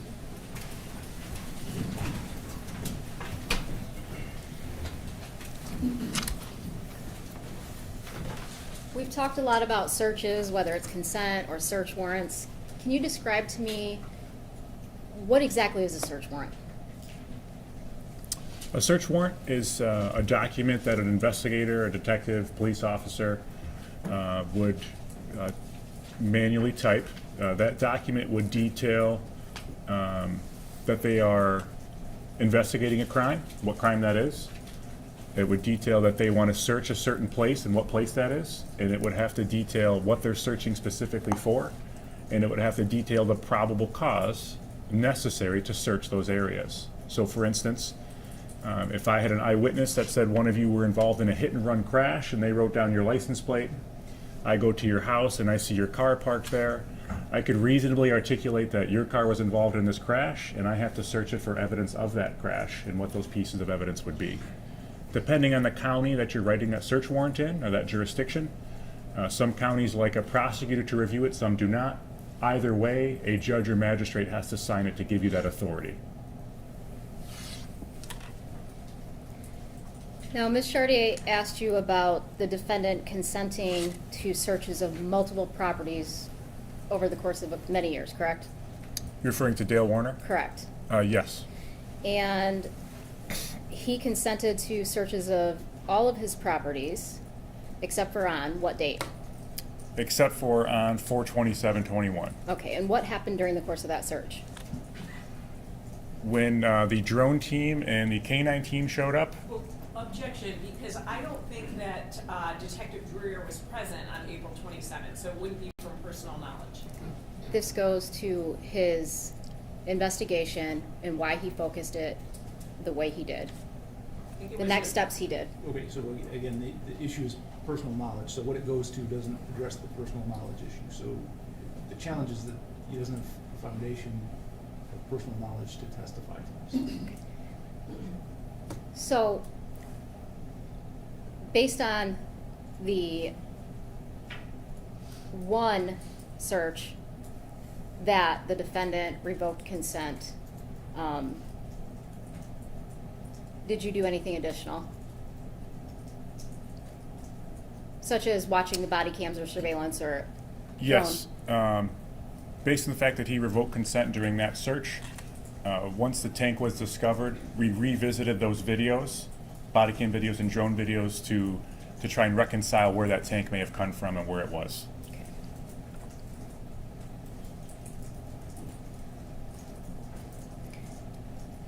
Going back to all of these searches and the condition that Dee Warner's body was found in, would you have expected to find her body even on April 26, 2021, with all of the items that you had to help aid in your searches? Objection, speculation.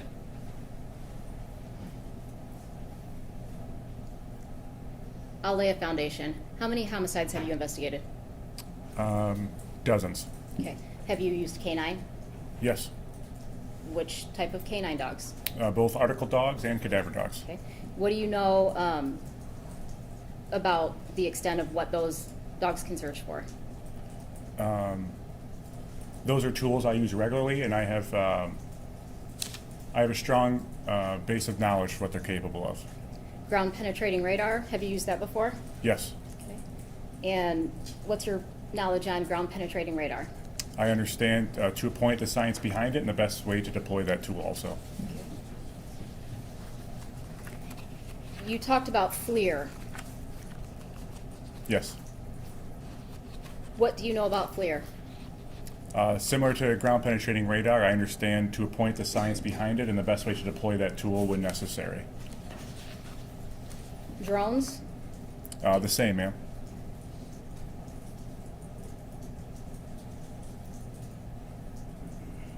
Excavating?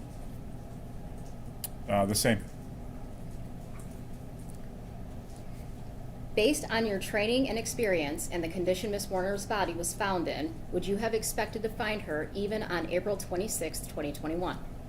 Objection, still speculation. I believe he's laid a sufficient foundation for, he knows the facts of this case as well as his prior training and experience. I would overrule the objection. I don't think it's speculative. Could you re-ask the question, ma'am? Yes. Based on your training and experience and the condition that you found Miss Warner's body in, would you have expected to find her even on April 26th, 2021? No.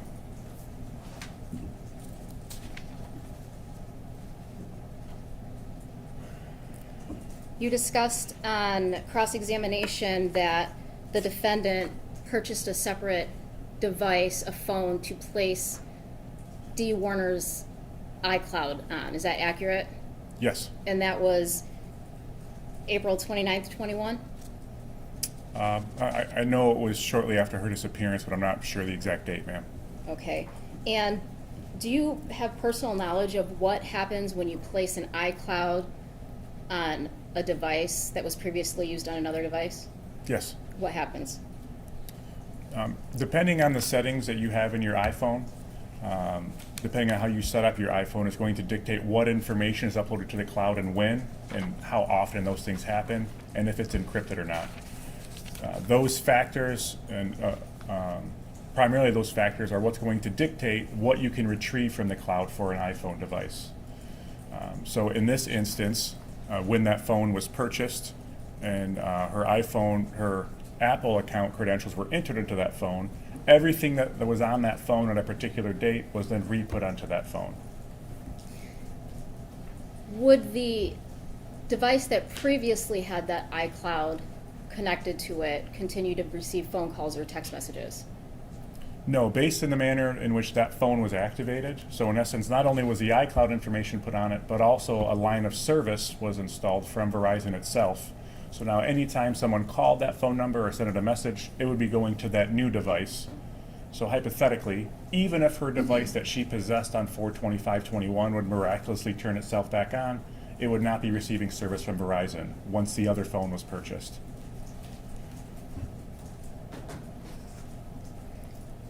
You discussed May 2022 search where some electrical wiring got damaged on the Warner property. Is that accurate? I remember speaking of that search, but the date escapes me. Okay. And was that because you were doing digging, you said? That's correct, with a small excavator. All right. What happens when you damage someone's property while you're executing a search warrant? That in part is why we take photographs before we start, when we find something, and as we're leaving, after we're done with the search, so we can document the condition of items like that. In that instance and instances that are similar, the state of Michigan would be responsible for repairing the damage to that property.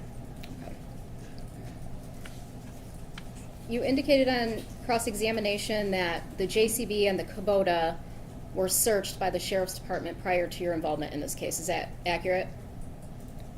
I know the JCB front end loader definitely was. I can't recall if they did like a forensic search of the Kubota or not. Okay. But you weren't present for any of those searches, correct? That's correct.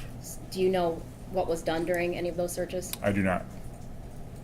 By the time that you came up with the theory on the JCB being involved. Did you follow up and do any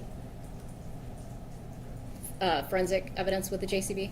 The day that we did what I call the reenactment with the front end loader at the house, where you saw it pulled up to the house with the bucket extended, we had an evidence technician with us who did some swabbing at other parts of the property.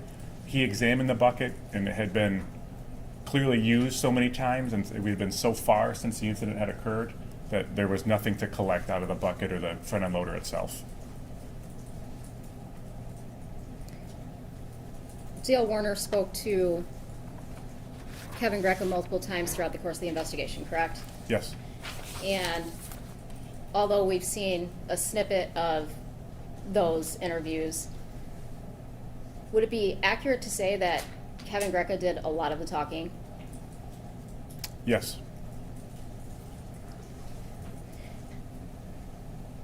Hours worth of body camera footage? Yes. Hours and hours.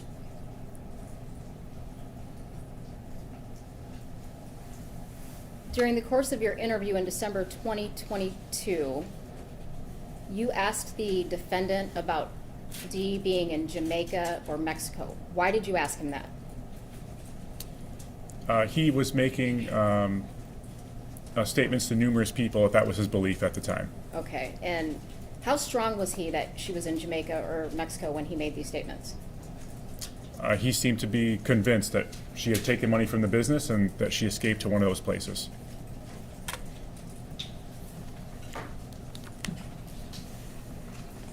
We talked about the short paragraph in your report where you indicated that some of the defendant's statements were consistent. Is that fair? Yes. Did you also notice inconsistent statements? Absolutely. Okay, and which statements were those? Over the course of his multiple contacts in the coming weeks following her disappearance and in our interview, there were numerous items that were inconsistent with his statements. One of the most glaring ones was he initially states that he leaves the house around 6 a.m. and has gone farming. And it's not until someone notices the front end loader tracks leading up to the house from the JCB that he then recalls that he had to come back. His initial statement is that he comes back and looks in, he says, and she's sleeping. He then later states that he came back because he forgot something and re-entered the house and sees her still sleeping. The particular item that he collected also changes on several occasions. First it was that he forgot to feed the dogs, and then it was that he forgot his tool, and eventually says that he forgot his piece of paper in the house. From there are numerous times that he changes the sleeping arrangements that night. Initially, he states that they both fell asleep. He falls asleep on the floor, so does she. He puts her on the couch, and then he returns to bed.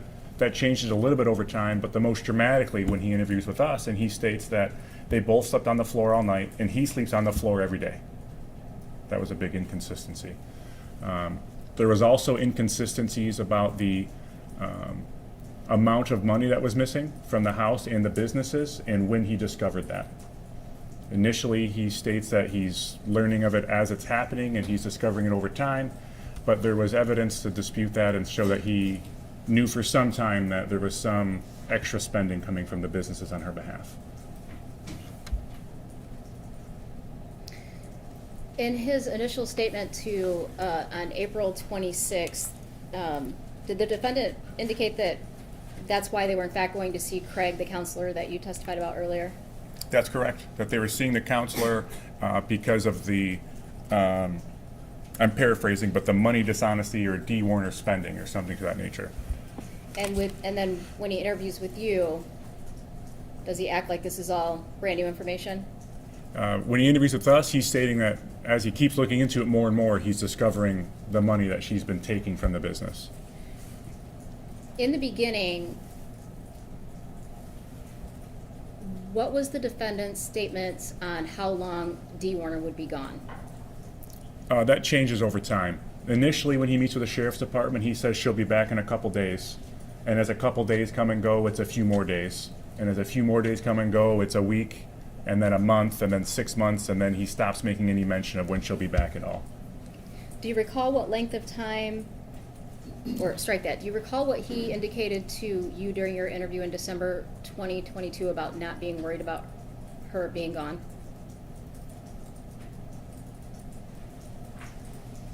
I don't recall, ma'am, I'm sorry.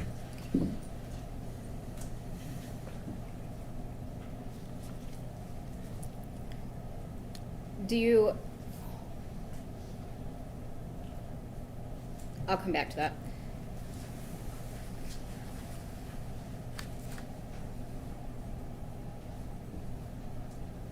During the course of the interview, the initial interviews, Dale Warner consistently says that he has a conversation with Dee about selling the businesses and being done with the businesses. Do you remember that?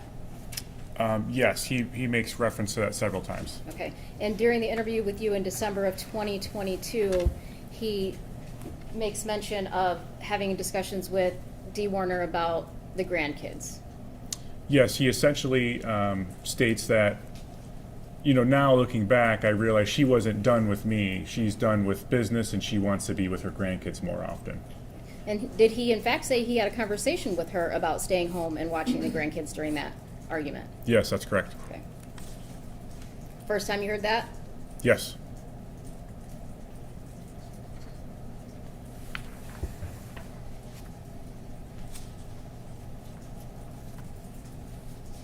We discussed Greg Hardy and him allowing you to search his properties. Is that accurate? Yes. And the fact that he wouldn't allow you to search his phone during that family meeting at the sheriff's department. Is that accurate? That's correct. Did you ever seek a search warrant on Greg Hardy's phone? No, both Greg Hardy and the others at that meeting that denied consent, I did not have sufficient evidence or probable cause to get a search warrant for those devices at the time.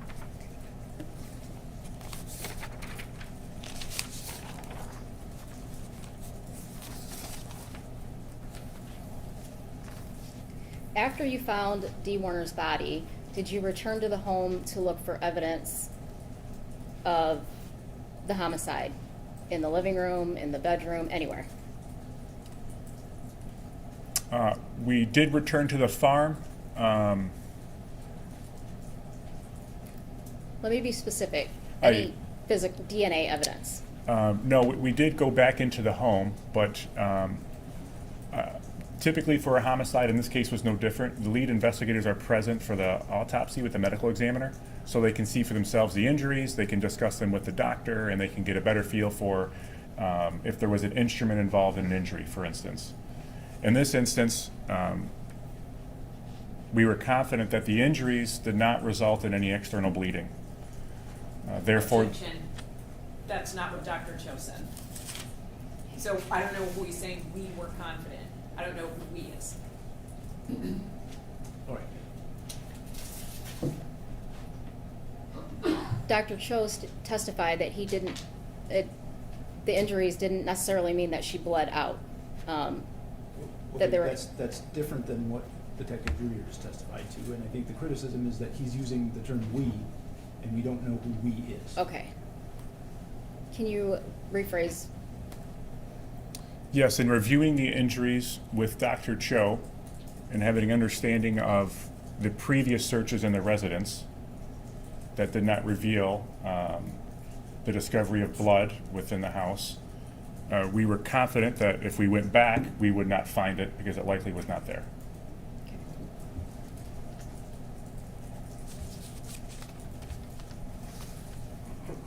Again, I know you indicated you didn't search the JCB when you went in January of 2024, but after you found her body, did you attempt to look for the JCB again? No, for the same reasoning.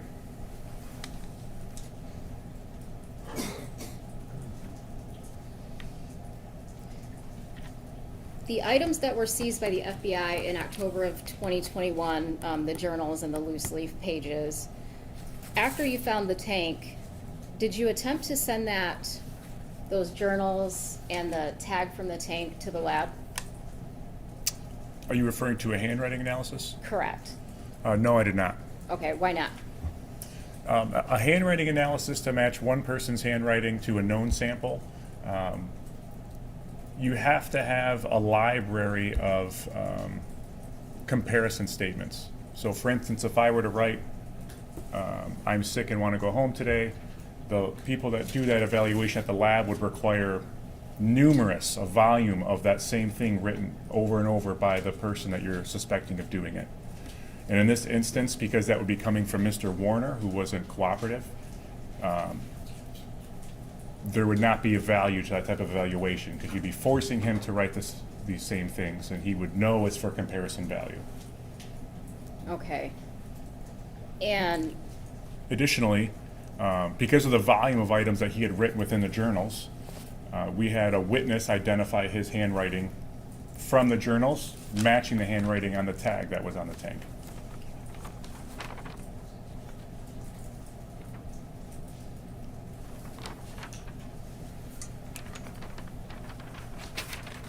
I'm going to move to strike that last statement as it would entail hearsay. We don't know who this witness is. They didn't come and testify in court. that simply went to his state of mind on why he didn't send it to the lab. If the court wants to strike it, the court can strike it, but it just goes to his state of mind on why he didn't send that item to the lab. It's not hearsay. I think it's permissible for the non-hearsay purpose of explaining why it was not sent to the lab. It's not admissible for the truth of the underlying matter that the two handwriting samples matched. When you are involved in any type of investigation, but specifically a homicide, when you find the body, why do you send it to the medical examiner? The medical examiner and the autopsy are going to be crucial for the homicide investigation, as they're going to give you a cause and manner of death. For instance, I've been involved in shooting investigations where you believe someone was shot twice, but when you get to the autopsy, you find out they were shot 4 times with 2 different caliber bullets. That changes the direction of the investigation. So the body of a person has copious amounts of evidence when you're investigating a homicide, as it did in this instance. What about a person's cell phone? Yes, a person's cell phone in general is an extremely valuable tool in investigations. In this instance, Dee Warner's cell phone would have had a library of information on it. For instance, she regularly wore an Apple Watch, which would have been collecting health data. Therefore, if we would have had her phone, it would have told us a more precise time that she would have died. Additionally, her phone would have showed if she had any communication leading up to anyone, or attempted communication leading up to her alleged disappearance.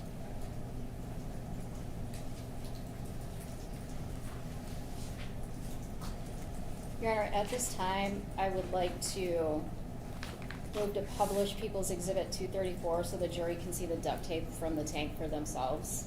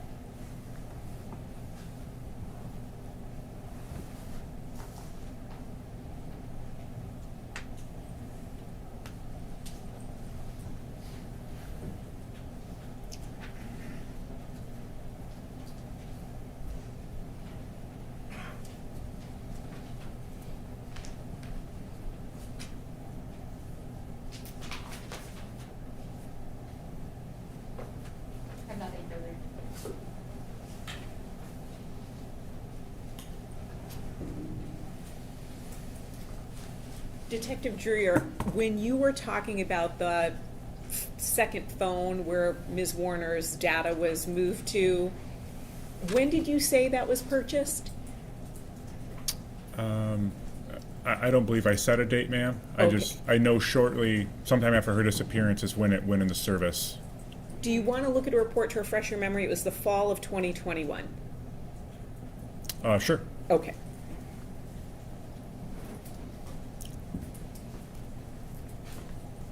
Is there, do you want to use my copy?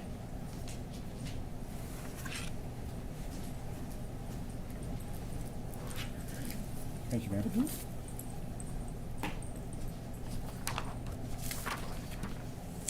Page 16, I presume? ma'am? Yes, it's got the little sticky note on the side. Yes, it says here in the fall of 21. Okay, does that refresh your memory? Yes, sorry, I was verifying for a separate reason. Yes, that's Okay, correct. thank you. And then you indicated the police didn't even try to swab that JCB, the front loader, correct? In terms of the Michigan State Police at any point in time. That's correct. Now, you indicated that Detective Greca did do a lot of talking in the interviews with Mr. Warner. Mr. Warner didn't just sit there silently, though. He also would talk back, correct? Can I revisit the last question, ma'am? I want to Sure. make sure I'm clear. So, my evidence technician, while doing other work on the property, evaluated the JCB and found that it wasn't suitable for that type of evidence collection. I just wanted to be clear, sorry. Were you present when that happened? Yes. And why was that? Just based on the length of time since the disappearance, and you could see recent wear and tear and debris within the device itself. Now, again, going to Detective Greca's interviews, you said he talked a lot during the interviews? Yes, ma'am? Mr. Warner didn't just sit there silently, though. He also talked back, correct? Yes. I mean, we've seen a portion of those during the course of the trial. You'd agree? Yes, ma'am? And you'd also agree there were probably 30-plus phone conversations and meetings between Detective Greca and Mr. Warner, right? I would have no way to quantify those, but I know they spoke on the phone. Pretty regularly? I'm not sure how often. I know that they talked on the phone a reason. I'm not sure how to articulate it about how frequently or not. Sure. So if you could tally up in your head, how many interviews do you think there were? In person? Sure. Between Kevin Greca and Dale Warner? Yes.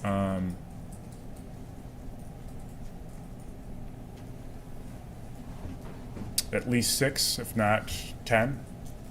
So somewhere between 6 and 10, and then do you know how many phone calls? I couldn't tell you how many phone calls. Probably at least that many, an equivalent amount.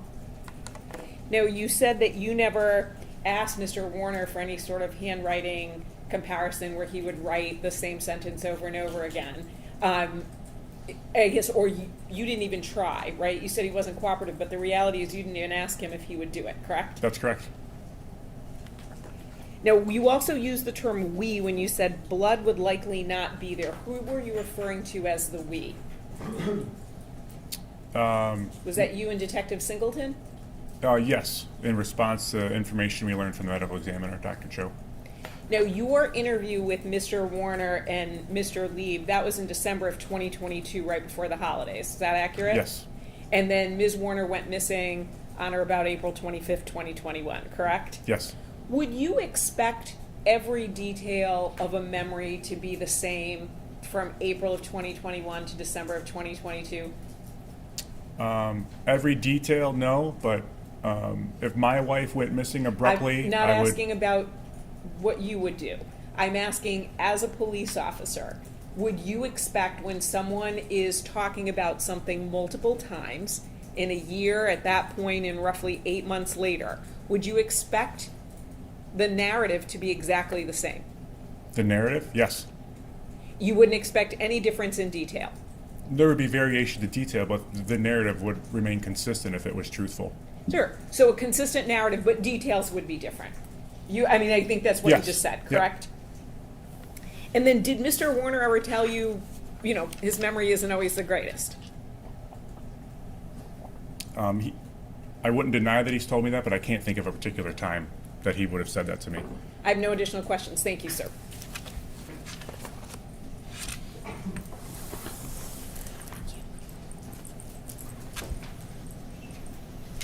I just have two questions.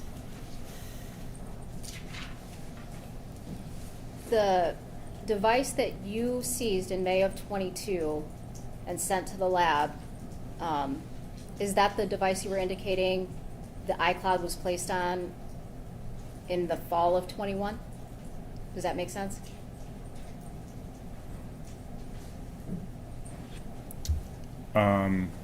The device that I seized in May of '22 was the device that Ms. Shardy refreshed me on from the activation of the fall of '21? Correct. Yes.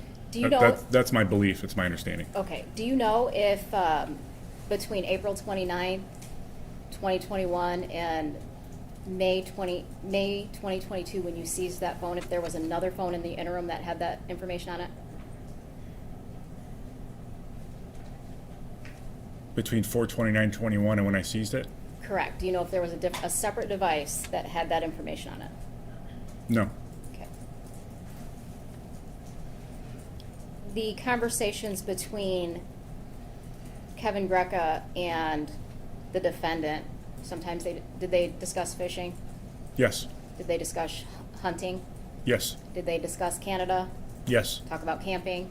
Yes, ma'am. Okay, just a lot of stuff, right? Yes. Okay, nothing further. When you were doing your interview with Mr. Warner and Detective Singleton, was there conversation about or jokes about your wife, what she would allow you to do, what she wouldn't allow you to do?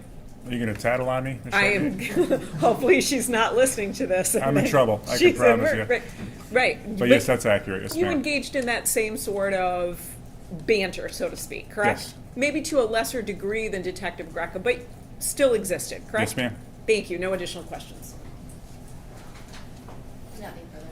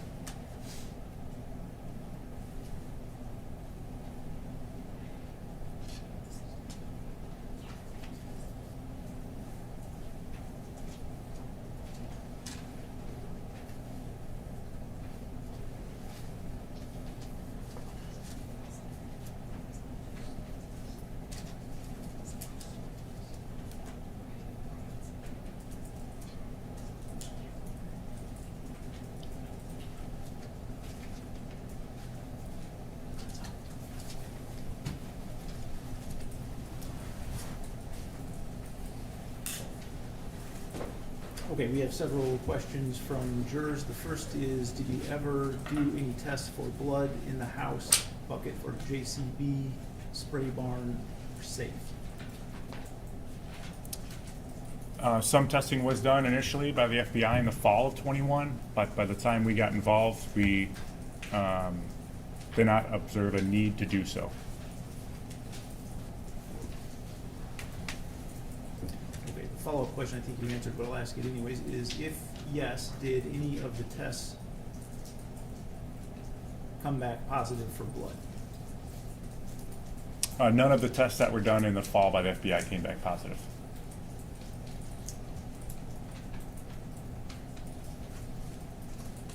Okay, this I think has already been answered as well, but was the writing on the tag on the tank determined to be in Dale's handwriting? Yes. Did you check the black box on the Hummer to see if it was turned on and moved on Sunday morning? Yes. I can explain if you'd like, Judge. I will leave that for the attorneys to follow up on if they need to. Were you ever concerned that Kevin Greca may have had more than a professional relationship with Dale Warner, such as a friendship?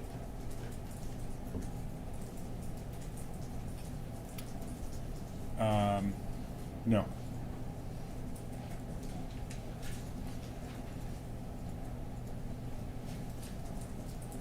What was the device in question used in tracking heart rate, distance traveled, and stairs climbed in reviewing data collected? Those questions were in reference to Dale Warner's Apple Watch that he wore on his wrist. And a combination of some data is collected from your phone in addition to that. Was the duct tape on Dee's body along with the duct tape on the outside of the blue tarp she was wrapped in also black in color? Yes. Is it common for an officer to remove his body cam and continue an investigation? I would have a hard time answering yes or no to that question. There's some variables there. Why didn't the Google search of liquid cremation flag your attention and only the other Google search about disposing a tank? That search also piqued our interest, but when we were referring to the disposal of the tank, we were referencing that being very early in the investigation and what kind of supported our welding theory. So the cremation search also was something of noteworthiness to us, but that was not discovered until sometime later. The search itself wasn't discovered on the device until later. Is there proof that Dale went to Finley, Ohio on the weekend of Dee missing? Yes, he went to Finley, Ohio on 4/24. Okay, that is all of the questions. Ms. Wise, do you have any follow-up questions that you would like to ask?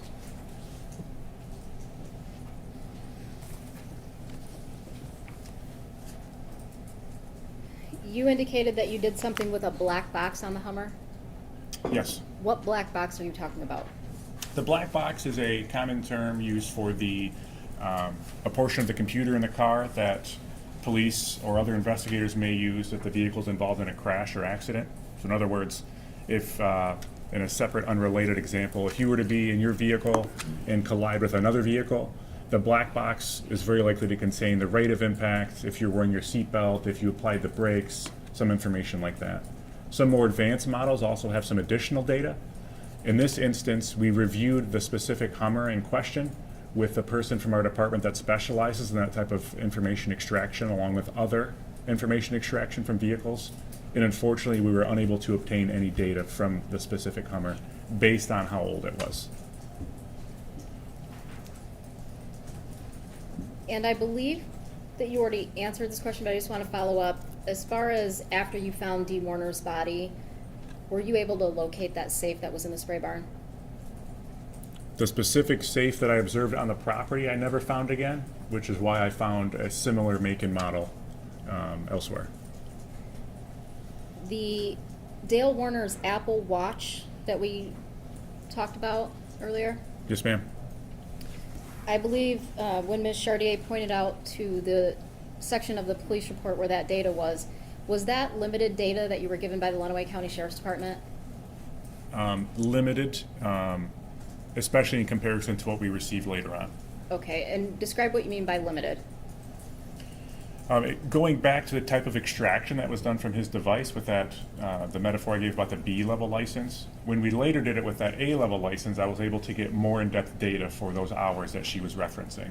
Okay.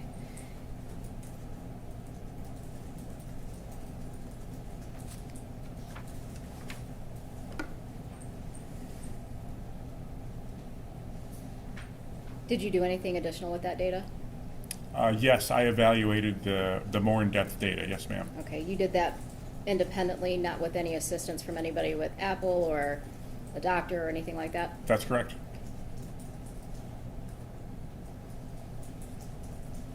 You indicated that the defendant went to Finley, Ohio on April 24th, 2021? Yes.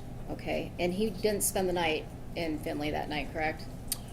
No, he went in the afternoon hours with an employee to pick up a truck and returned home, and then goes about his evening chores when he arrives home for a moment and is in passing with his daughter Lena as she's leaving. so he's home well before that. You were asked about body cameras and if it would be common to take off your body camera when you're doing certain things.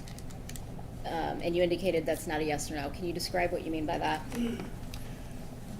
The use of a body camera is can be very dependent on the circumstance and situations that you're in. So, in my current role, I'm executing more high-risk search warrants on a regular basis, where there could be there's a more likelihood of violence at the search warrants I'm executing. So you typically are going to keep your vest and your body camera on for a longer period of time. Separate than that, if I'm engaged with someone, a suspect or a witness or a person of interest, I'm going to remain with that body camera on also. That's not to say that there haven't been times where you secure a scene, the risk of harm to you and others has now gone down, everything is safe. It's not uncommon for police to take their vests off, and our policy supports the fact that we would no longer wear our camera. And through that, sometimes a neighbor or another person will wander over and start speaking with you, so those may not be recorded. But the use of a camera, it's very fluid and dependent on the situation. You want it on for every time you're going to have contact with people that might say something that's a point of interest, absolutely. And you should try your best to do that. Nothing further. You said that the FBI had, I'll make sure, conducted testing of the home swabs, the Munger property in the fall, correct? The fall of 21, yes ma'am. Fall of 21. Is it your understanding that the Lenawee County Sheriff's Department did that at the end of April in 2021 as well?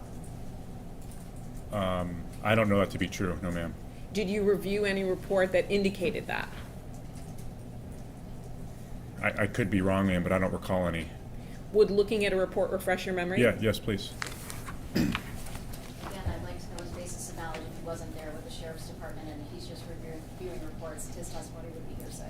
So this does go to the investigation. He's talking about the FBI doing this testing and swabbing in the fall of 2021. The fact that if he knows, if the Lenawee County Sheriff's Department did it in the spring of 2021, it certainly would go to, is there a need to do it again? Because two different agencies have done it. The objection wasn't relevant. It's at any rate, she's just asking at this point to see if she can refresh the recollection. So I don't think we're at a point where the objection would be appropriate. It's a foundational objection, not a relevance objection. I don't think there's any issue with trying to refresh the witness's memory, so she can do that.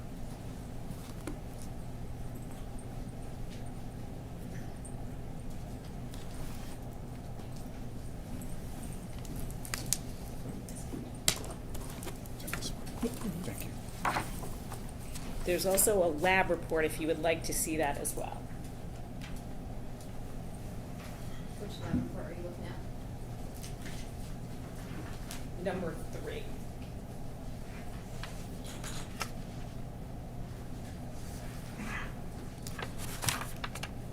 Ms. Chartier? Mm-hmm. This is property item entry. This isn't really indicative of a report. So I wanted to see if that refreshed your memory and if looking at a lab report on that item would refresh your memory. Would you like to look at the lab report? It does not refresh my memory, and this is not indicative of the search that you're referring to. Okay, would the lab report, you think, refresh your memory? If the lab report is only referencing this, then it's not going to refresh my memory. No, ma'am. So I just want to make sure, looking at a lab report with swabs from the house would not refresh your memory. You can show it to me, but if it's referring to this specific thing right here, this is not indicative of a search that you're referring to. Okay, so if it's not going to refresh your memory, we don't need to go through anything Okay. further. So your understanding is the first time the house was swabbed from your memory was in the fall of 2021? I'm referring to the use of that chemical known as luminol to search for blood and canvassing in an area. Yes, ma'am. And if anything happened before with the Lenawee County Sheriff's Department, you just don't remember it, or you're not aware of it. Is that accurate? That's correct, yeah. Okay, thank you. No additional questions.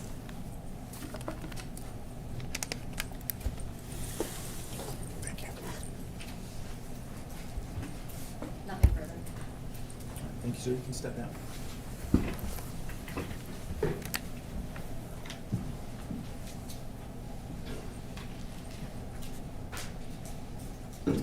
Okay, ladies and gentlemen, it is about 1:15 now, so it doesn't make too much sense to try to start any new witnesses. So we will excuse you for the day, and we will come back, return tomorrow at 9 a.m. Thank you. I had it right in front of me, too. I opened it up so I wouldn't forget. During the trial, do not read, listen to, or watch any news reports about the case. Under the law, the evidence that you consider to decide the case must meet certain standards. For example, witnesses must swear to tell the truth, and the lawyers must be able to cross-examine them. Because news reports do not have to meet these standards, they could give you incorrect or misleading information about that might unfairly favor one side. So to be fair to both sides, you must follow this instruction. Thank you, and have a nice evening.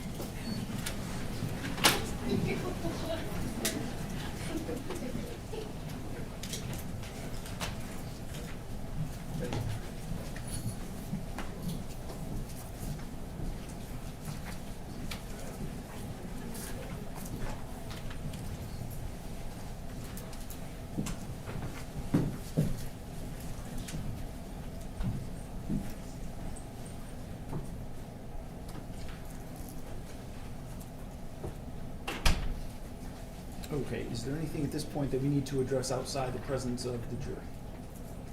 No, thank you, Your Honor. Okay, thank you then. We will resume tomorrow morning at 9 a.m.